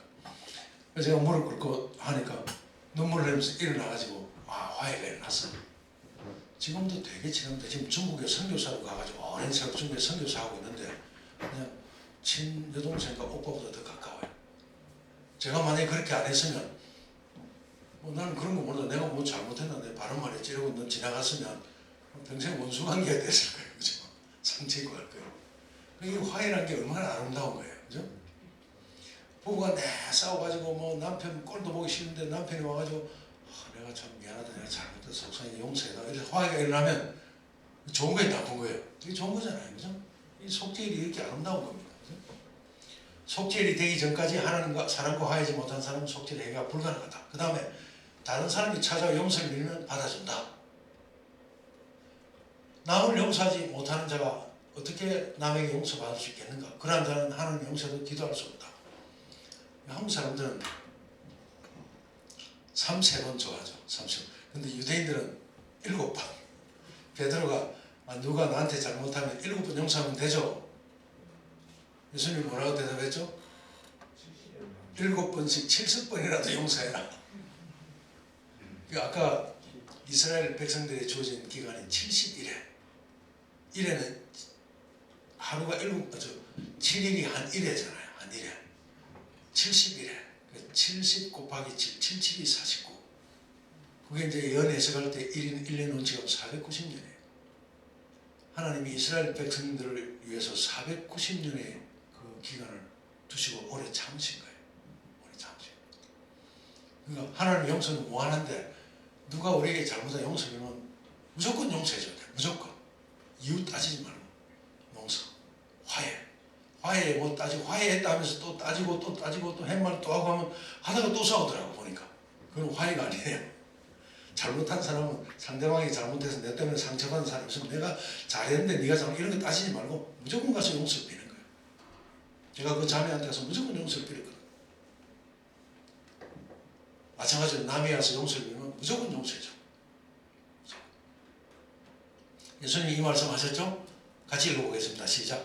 너희가 사람의 과실을 용서하면 너희 천부께서도 너희 과실을 용서하시려니와 너희가 각각 중심으로 형세를 용서하지 아니하면 내 천부께서도 너희에게 이와 같이 하시리라. 용서에 조건이 없습니다. 예수님이 용서의 조건을 다셨다면 우리가 예수님 앞에 가서 뭘 하겠습니까? 무조건적인 용서를 베푸신 것이 십자가예요. 이 십자가를 바라보는 사람의 마음은 이렇게 나타나는 겁니다. 70번씩 7번이라도 용서하라. 그 하나님의 마음이거든. 그 마음. 자, 그래서 좀 빨리 넘길게요. 조금 빨리 넘길게요. 저는 이 속죄를 회개와 용서, 화해와 기쁨의 축제다. 회개가 화해고 용서, 서로 용서를 해주고 확인을 하고 하면 그 막 10년 먹었던 체중이 내려가듯이 그 미운 감정 속상해가지고 스트레스 받아가지고 막 있던 마음이 홀가분해지잖아요. 그죠? 우리 이걸 안 하려고 해요. 모르니까, 이 복음을 모르니까. 교회 오래 다닌 사람도 안 하려고 하잖아요. 제가 미국에 있을 때 동료 목사 가운데 친한 목사는 아니지만 아들이 결혼하겠다고 여자를 데리고 왔잖아요. 그 아버지 목사가 자기 마음에 안 든다고 이 결혼 못 한다는 거예요. 그건 말도 안 되는 소리잖아요. 그래가지고 결혼식장을 안 갔어요. 용서를 안 하는 거예요. 아들이 자기가 좋아서 결혼하겠다면 아들이 좋아하는 상대하고 결혼하게 해야 되잖아요. 사람들이 참 이렇게 우리가 우리 생활 속에 남을 용서하지 못하는 것도 가만히 생각해보면 문제가 누구에게겠죠? 남에게있어요. 물론 상처받아가지고 못하는 경우도 있죠. 대다수 경우는 내 마음이 요 깔꾸리 때문에 못하는 거예요. 그러면 누가 상하죠? 내 뼈가 말하는 거예요. 내 뼈가. 그래서 하나님께서 이 복음을 주신 거예요. 회개와 용서하여. 이걸 하면 우리 뼈가 어떻게 되죠? 골수가 윤택하게 되는 거예요. 윤택하게.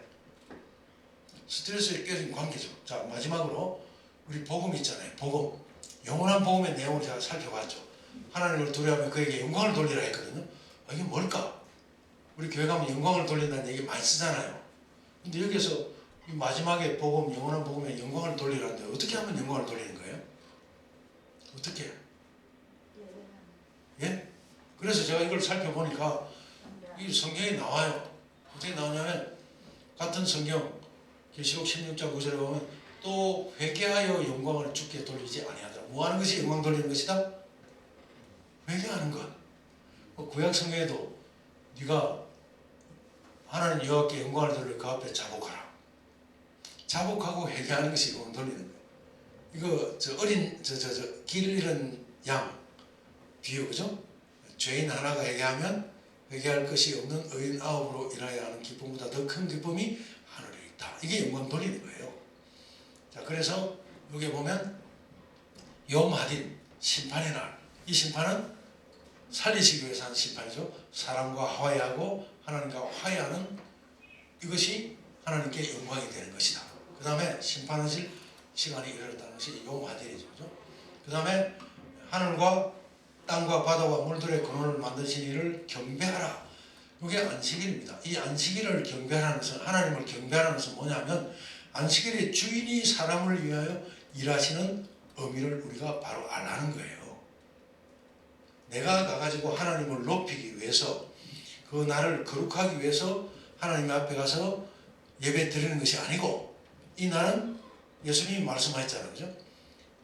사람이 안식일을 위하여 있는 것이 아니고 안식일이 사람을 위하여 있다. 창조주의 속성이 그게 창조주의 마음.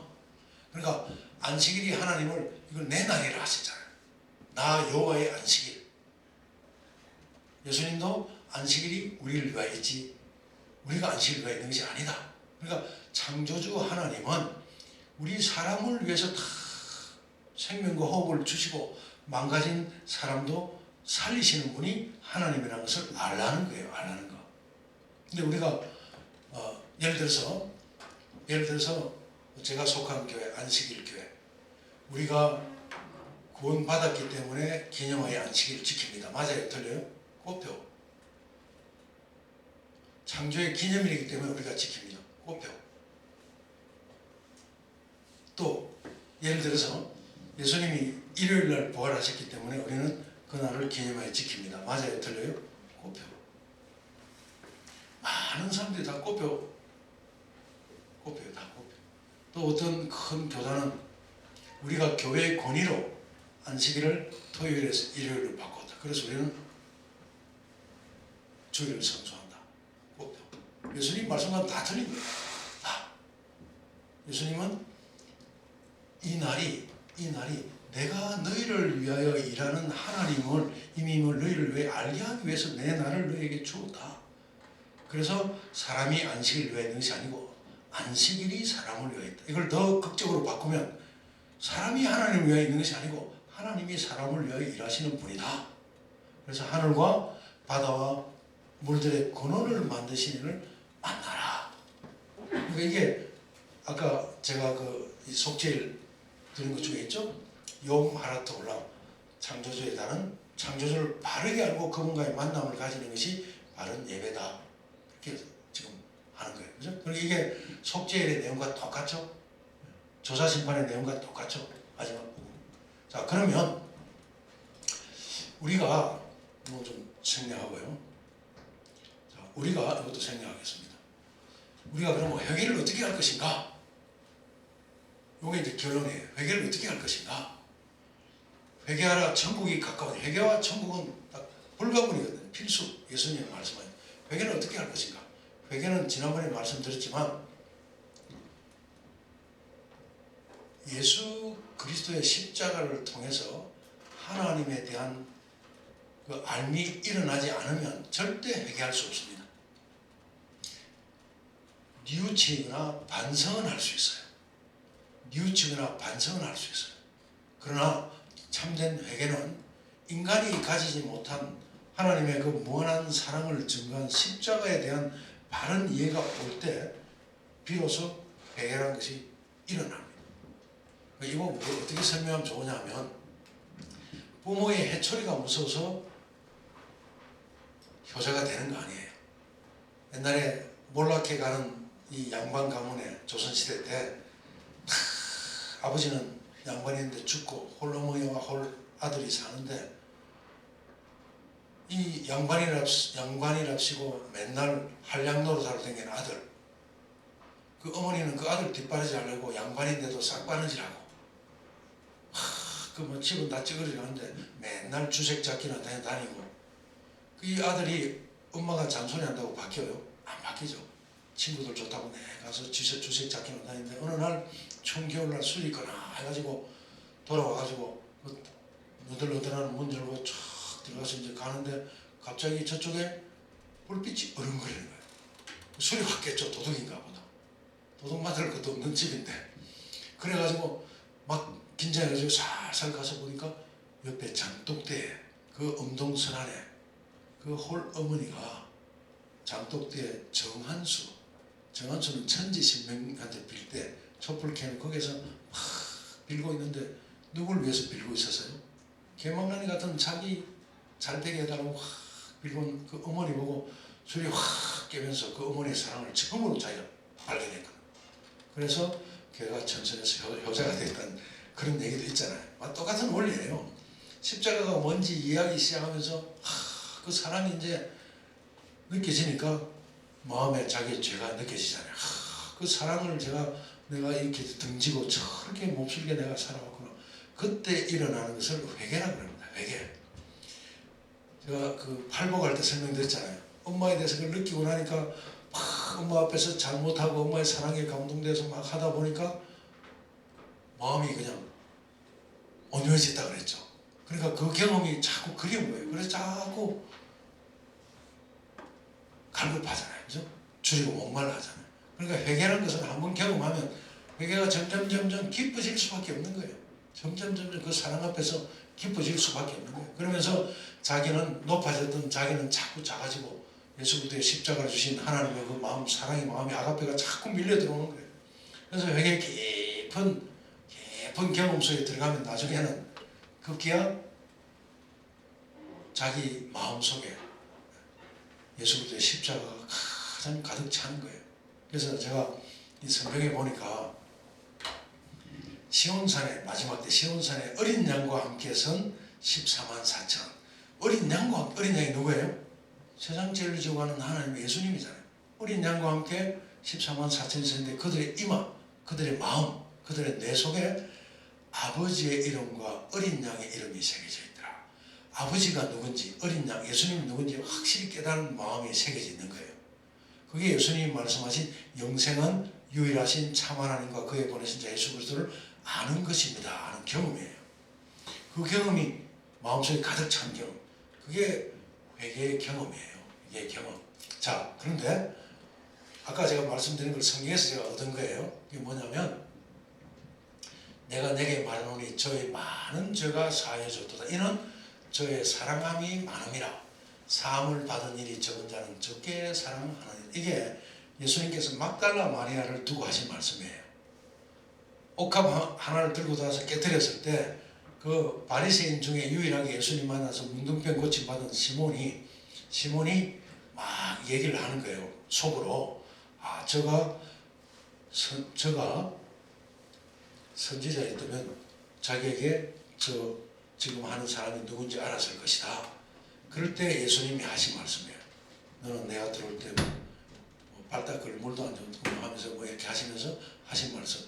내가 내게 말하노니 저의 많은 죄가 사해졌도다. 이는 저의 사랑함이 많음이라. 사함을 받은 일이 적은 자는 적게 사함하느니라.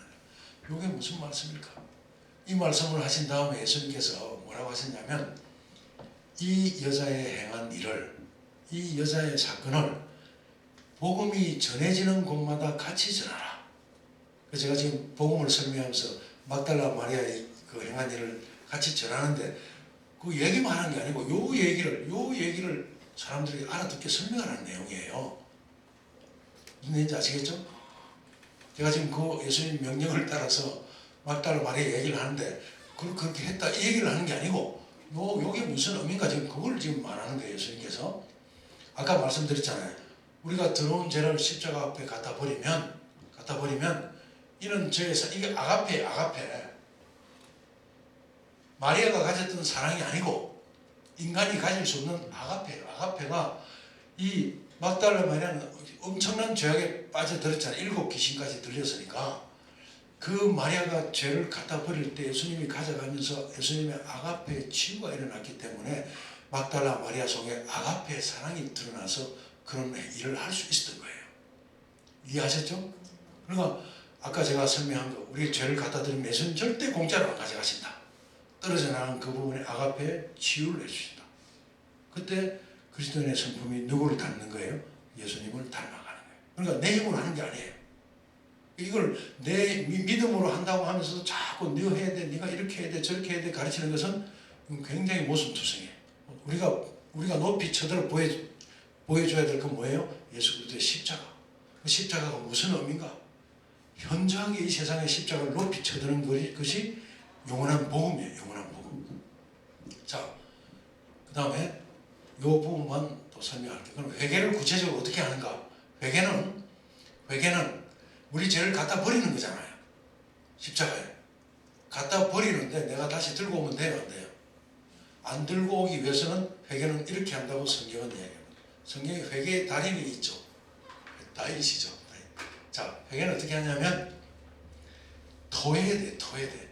내가 토설치 아니할 때 종일 신음함으로 내 뼈가 샤였도다. 이걸 내가 완벽하게 안 버리고 가지고 있으니까 이 스트레스가 떠나질 않는 거예요. 토해야 된다. 여기 디톡스하다 토하신 분 누구죠? 토하신 분. 토해내면 그 토해낸 거 다시 먹으라고 먹겠어요? 안 먹죠. 회개가 그렇게 하는 거예요. 근데 우리는 회개를 어떻게 했냐면 하나님 앞에 가서 굉장히 착한 척하고 굉장히 그럴듯하게 착한 척하고 그렇게 한 걸 회개로 착각한 거예요. 회개는 처절하게 가서 나를 괴롭히고 내 뼈가 새는 이걸 갖다 완전히 완벽하게 확 토해버려야 돼요. 그 들어온 걸 예수님은 안 더럽다고 받아가세요. 여러분들 애기들 키울 때 애기들 막 토하고 체해가지고 막 토해내고 그 다음에 막 이 똥오줌 묵가를 싸내면 엄마 아빠가 이거 더러워합니까? 애기 키울 때 그렇게 하셨어요? 안 그랬죠. 그 들어온 거 다 그리고 내 새끼 하면서 다 어떤 사람들은 애기 똥 못 갈 때 똥 싸면 엉덩이 두드리면서 똥 냄새 좋다면서 그렇게 하는 부모들도 있잖아요. 우리 살아계신 하나님이 인간보다 못할 거. 우리 들어온 거 확 토하면 그냥 깨끗하게 받아가지고 가져가시는 거예요. 그거 하기 위해서 이 땅에 오신 거예요. 이 땅에 오신 거예요. 그러니까 회개는 어떻게 한다? 토해내야 된다. 너를 괴롭히고 뼈를 마르게 하는 이걸 토해버려야 된다. 교회 가서 착한 척하고 뭐 적당히 착한 척하고 하는 회개가 아니다. 토해야 된다. 안 토하고 있으니까 내 뼈가 마른 겁니다.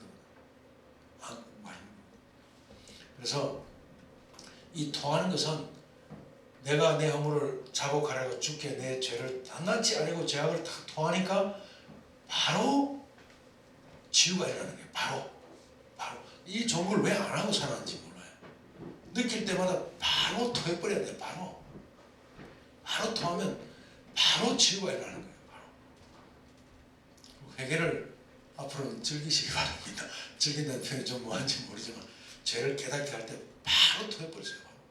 완벽하게 토해버리고 그 다음에 잘 안 되는 게 있어요.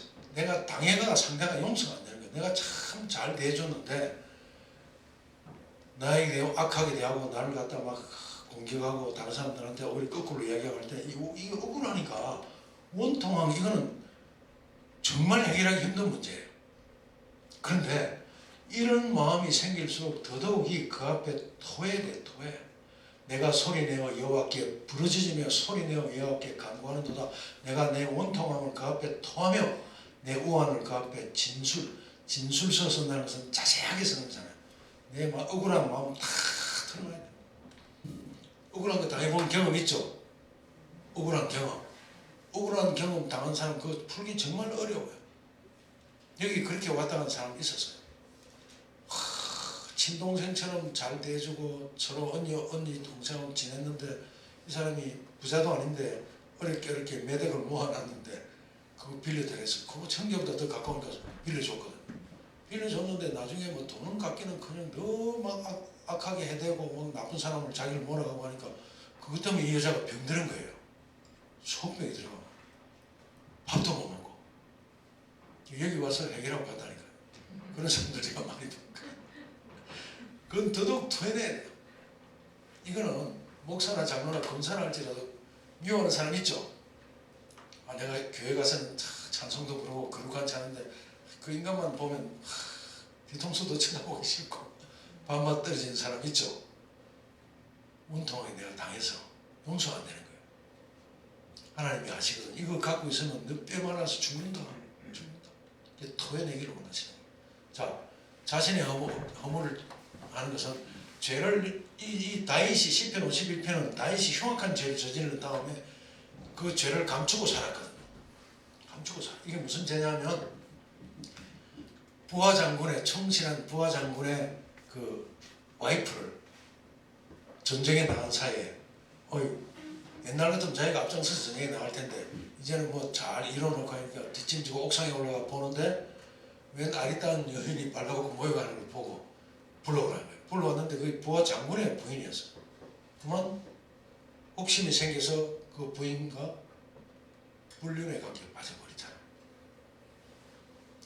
그리고는 그걸 완전 범죄 만들려고 하다 보니까 부하 장군도 죽이고 그리고 다 모르는 줄 알고 있는데 그때는 이미 이 다윗이 하나님에 대한 생각이 없었던 거 봐요. 있는데 하나님이 아시잖아요. 하나님 다윗 살리시려고 조사 심판 살리시려고 누구를 보냈죠? 나단이라는 선지자를 보냈잖아요. 선지자를 보내서 뭐 어떤 비유로 설명을 하니까 다윗이 있다가 비유에 나오는 놈이 참 나쁜 놈처럼 생겨서 세상에 그런 나쁜 놈이 있나? 그럴 때 선지자가 뭐라고 그럽니까? 왕이여 그게 바로 당신입니다. 그때 다윗이 어떻게 했다고요? 바로 그 자리에서 무릎을 꿇었어요. 그러면서 드린 기도 내용이에요. 나는 내 죄가를 압니다. 바로 하나님께 무릎을 빌었어요.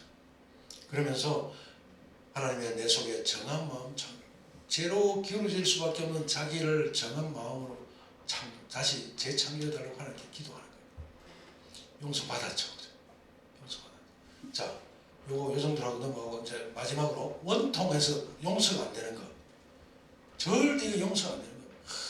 그 무슨 같은 인간, 뭐 막 개 같은 인간 가다가 어떻게 해서 알고 있으니까 좀 기다리세요. 조금만 기다리세요. 그래서 어떤 분이 가신다고 가시기 전에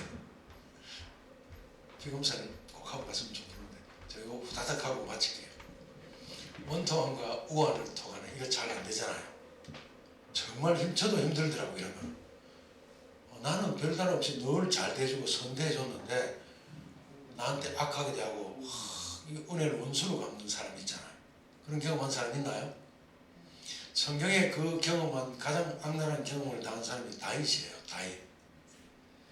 다윗이 사울 왕에게 그 억울한 경험 당했죠? 억울한 경험 당했잖아요. 다윗이 사울 왕이 얼마나 잘 대해줬나요? 사울 왕이 정신적으로 아플 때 수금도 타주고 골리앗도 해주고 그런데 억울한 거 당했잖아요. 근데 다윗은 사울 왕을 굉장히 선대하죠. 제가 성경 보니까 동굴에 부하들하고 들어갔을 때 혼자서 사울 왕이 잘 때 야 원수는 외나무 다리에서 만나도 옆에 부하들이 찬스라고 칼 지어주죠. 근데 그 왕을 찔렀어요? 안 찔렀어요? 안 찔르고 옷자락을 살짝 뺐거든요. 자기 왔다 갔다 하는 증거행위, 나 너 죽일 수 있는데 안 죽였다는 그 마음. 근데 나중에 다윗이 그 사울의 옷자락 살짝 뺀 그것도 자기 가슴 앞에 했다고 그래요. 어떻게 그렇게 선대할 수 있었을까?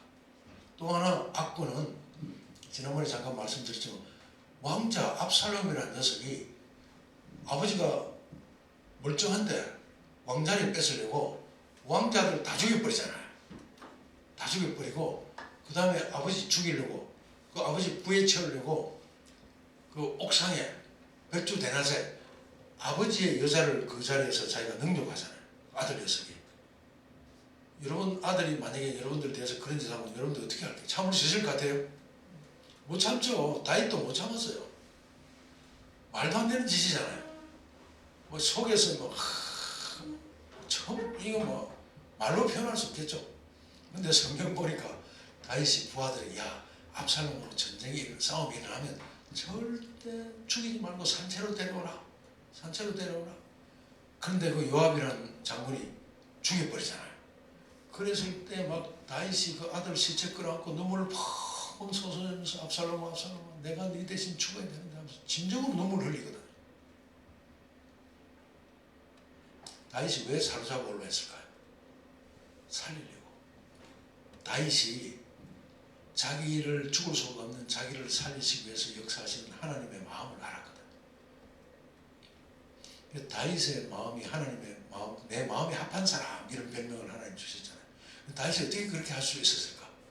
다윗이 용서가 도무지 안 될 때 다윗이 한 이게 기도예요. 기도. 다윗이 하나님 제가 지금 설명드린 이 이치를 알았거든요. 그래서 다윗의 기도가 나옵니다.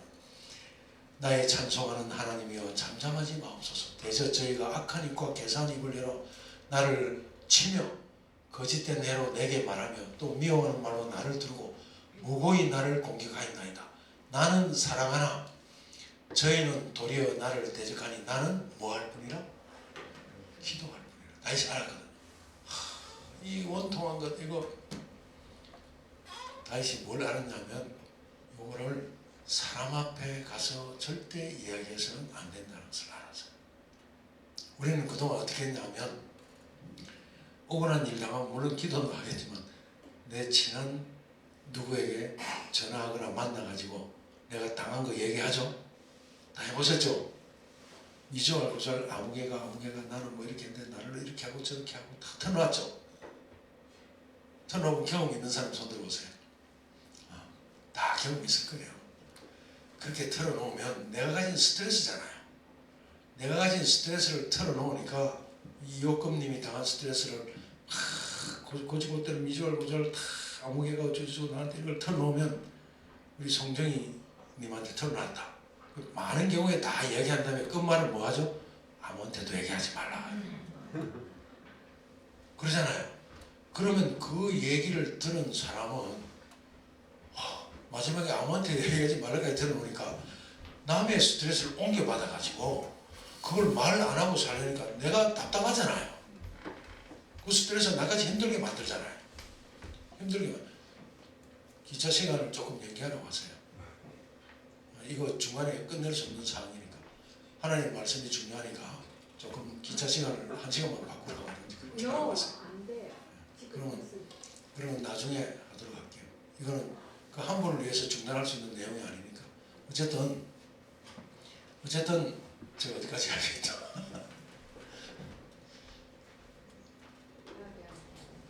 어디까지 얘기했죠? 네, 스트레스를 전가받으니까 거기다 남한테 절대 얘기하지 말라는 거 들었잖아요. 그러니까 가슴이 더 답답하죠. 마치 그 임금님 기는 당나귀긴 하죠. 이게 답답하니까 또 자기하고 말 통한 친구가 얘기할 때 야 아무개 사이 이런 일이 있었는데 이렇다면서 자기 마음이 답답하게 털어놔버리는 거예요. 그리고 절대 이건 비밀이야. 그럼 그 사람은 또 답답해요 안 답답해요? 나중에는요 어떤 교회에서 어떤 직장에서 그런 일이 생긴다면 그런 식으로 전가대가 나중에 누구 귀에 들어갈까요? 그 원수의 귀에 들어가잖아요. 들어갈 때는 말이 한 다리 건너 다르고 다르다고 그 원수의 귀에 들어갈 때는 이상하게 꼬이가 들어가는 거예요. 그러면 그게 부메랑이 돼가 그 원수가 분내가지고 나한테 더 심한 공격으로 다가오는 거예요. 다윗이 그걸 알았거든요. 사람한테 안 터놓고 나는 살아가나 저희는 도리어 나를 대니까 나는 기도할 뿐이라.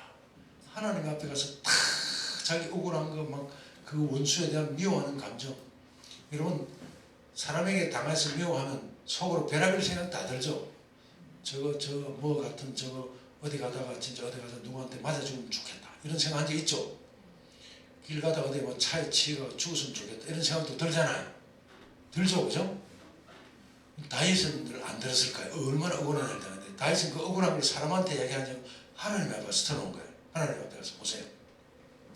저희가 악으로 나의 선을 갚, 이거 하나님 앞에서 기도하는 거예요. 기도하는데 나의 선을 갚으면 미워함으로 나의 사랑을 갚아사오니 저놈보다 더 못된 악인이 나와 저를 어떻게 해달라. 어디 가다가 뭐 깡패한테 맞으면 좋겠다 우리 이런 생각 하잖아요. 악인으로 저를 제어하게 하시면 자기 마음에 이런 마음이 있었던 그 마음을 하나님 앞에 떠넘기는 거예요. 지금 대적으로 이 대적은 마귀입니다. 그 오른편에 서게 하소서. 그래서 제가 심판받을 때 죄를 지고 심판한테 하나님의 심판한테 서면 구원받게 해달라는 게 못 받게 해달라는 거예요. 구원 못 받게 해주시고 그 기도가 죄로 변케 하시고 제 명대로 못 살게 하시고 자기가 그 마음이 있은 걸 하나님 앞에 그대로 털어놓는 거예요.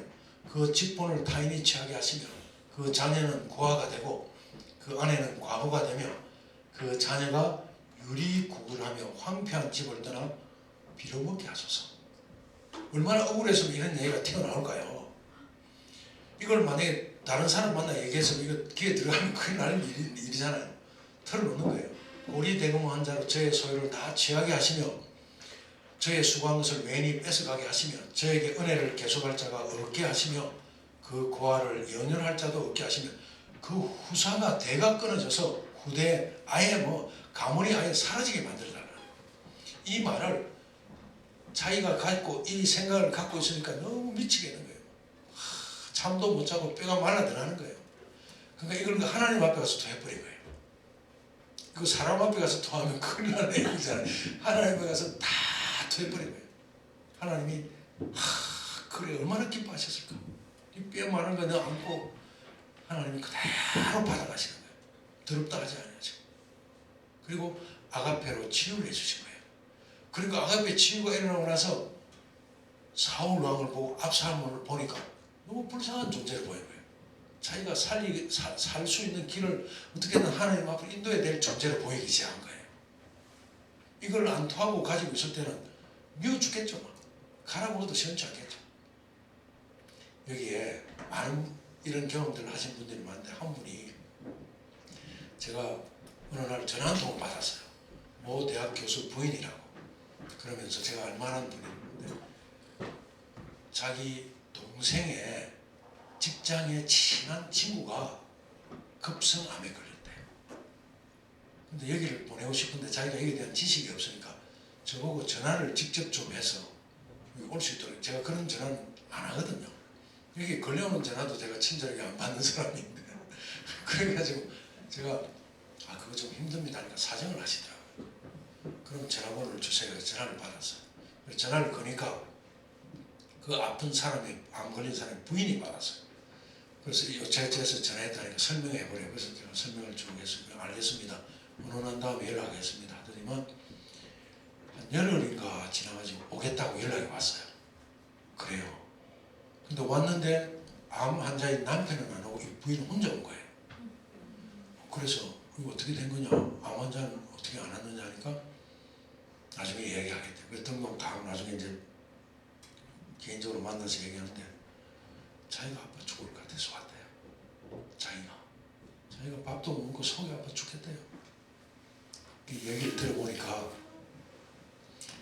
이 남편과 이 부인이 재혼을 했는데 남편은 공무원이고 꽤 고위 공무원이고 부인도 인테리어에서 출판사를 하나 갖고 있는 부인이었어요. 대부분의 재혼하는 경우는 한 번 실패했기 때문에 재혼해서 정말 잘 살아보려고 하잖아요. 처음에는 다 잘하고 이렇게 살았는데 살아보니까 또 막 이 안 좋은 것들이 드러나니까 서로가 막 스트레스 받고 막 싸우고 힘이 드니까 견디다 못해가지고 우리 이혼하자. 그러니까 한번 해본 사람이니까 합의 이혼을 하기로 했어요. 그래서 서류를 갖춰가지고 갔어요. 가가지고 서류를 제출했는데 그 보고는 중요한 서류가 하나 빠졌다. 서류를 가져오라. 그렇게 된 거예요. 그런데 이제 와 보니까 온데 이제 남편이 직장에서 정기 검진한 건가 그 통지가 날아왔는데 빨리 큰 병원에 가서 검진 받아야 된다. 그 병원에 갔거든요. 가니까 암이에요. 얼마 못 산대요. 간암.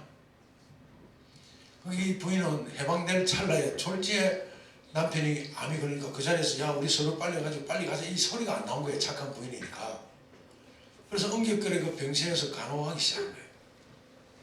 그게 막 속이 막 내가 이거 이러다가 이거 완전히 이 사람 장례식까지 치르게 됐다 생각하니까 얼마나 속이 아팠을까요?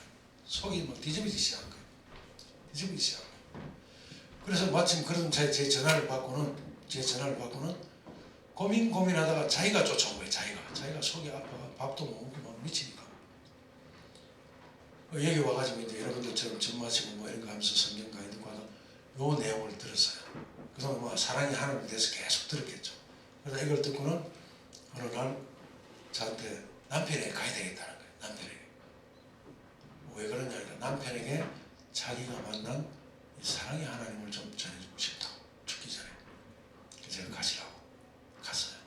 그 뒤에 이제 전화가 통화가 됐는데 자기가 찾아가서 남편을 보니까 남편에 대한 미운 감정이 하나도 없고 오히려 자기가 남편을 근본적으로 처음에 사랑하던 그 마음이 살아나면서 남편에게 다 얘기하고 하나님에 대해서 얘기 쭉 하니까 남편도 이 여자가 이제 자기 버리고 가고 막 했다 그래서 막 이빨을 갈고 있다가 이 부인이 나가서 그렇게 얘기하니까 거기서 막 극적인 화해가 일어난 거예요. 화해가. 둘이 부둥켜 안고 막 울었대요. 그리고 그 남편은 그 상태에서 부인과 사랑이 회복되고 화해가 일어난 상태에서 잠들었어요.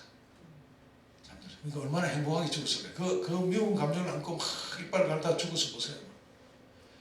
그래서 잠들고 이 부인은 화해가 안 일어난 상태에서 남편과 죽었으면 그 상처가 계속 있었을 거예요. 그로부터 자유로워지고 장례식 잘 마치고 그렇게 죽은 자의 남편 저 아내로 소속에 남아있어도 아무런 개의치 않는 마음. 가끔 전화하면 잘 지냅니다. 잘 지냅니다. 하나님이 두 사람을 다 살리신 거예요. 두 사람을. 이 복음은 그런 것이에요. 그리고 이 지상 역사의 마지막을 앞두고 지금 하나님께서는 마음이 바쁘시잖아요. 한 사람도 망하지 않고 살리시기 위해서. 그래서 이 속죄일에 대한 메시지는 이 속죄일은 십자가를 현저하게 세상 앞에 소개하는 거예요. 십자가를 현저하게 소개해서 모든 사람들이 그 끝 시간이 오기 전에 전부 십자가의 죄를 갖다 버리고 정말 진정한 사람과 사람 사이의 화해와 하나님과의 화해가 이루어지면서 그리고 우리 죄를 완전히 기억 속에서 사라지게 하시면 그 예수 그리스도의 사역의 마지막 정점을 향해서 지금 세상은 향해 가고 있는 것입니다. 그런 축복된 삶 속에 이제 여러분들 우리가 하나님 앞에 자랑할 것은 딱 하나 있다고 그랬죠. 야, 나 11금 많이 드렸습니다. 나 봉사 많이 했습니다. 아니고 우리가 하나님 앞에 자랑할 것은 성령이 깨닫게 할 때 저한테 이런 추한 모습, 이런 죄가 있었군요. 이거 갖다 버리는 거. 역설적으로 내가 자랑이라고 했죠. 우리 죄를 예수님 앞에 깨닫게 하실 때마다 갖다 버리는 거예요. 그럴 때마다 예수님의 치유가 일어나고 그 치유가 내 뼈를 마르게 하는 사람과 사람 사이의 스트레스, 하나님과 나 사이의 스트레스를 해결할 수 있는 아가페의 치유가 일어나는 이 축복된 삶을 누리시게 되기를 주의 이름으로 축원합니다. 기도하겠습니다. 이제는 참으로 청량할 길 없는 이 사랑의 하나님, 그리고 그 사랑을 십자가에서 온 세상 우주로 하여금 깨닫게 하기 위해서 생명 바쳐 확정하신 그리스도의 은혜와 오늘 성령께서 복음의 시작과 끝을 우리가 우리의 삶 속에 어떻게 느끼고 어떻게 적용하는지, 우리 속에 들어온 죄를 갖다 버리고 주님의 아가페의 치유를 경험하고 또 영원히 우리 죄를 다시는 등장하지 않도록 가슴으로 받으시기 위해서 지금 하늘 지성소에서 계시는 아버지의 그 사랑과 대제사장으로서 우리 죄를 처리하기 위해서 그렇게 안타까운 사랑으로 세상을 향하여 호소하시는 그 예수님의 사랑을 우리의 가슴에 심어주시는 성령의 감동하심을 이제 이제로부터 영원히 가슴에 안고 살게 하여 주시옵소서.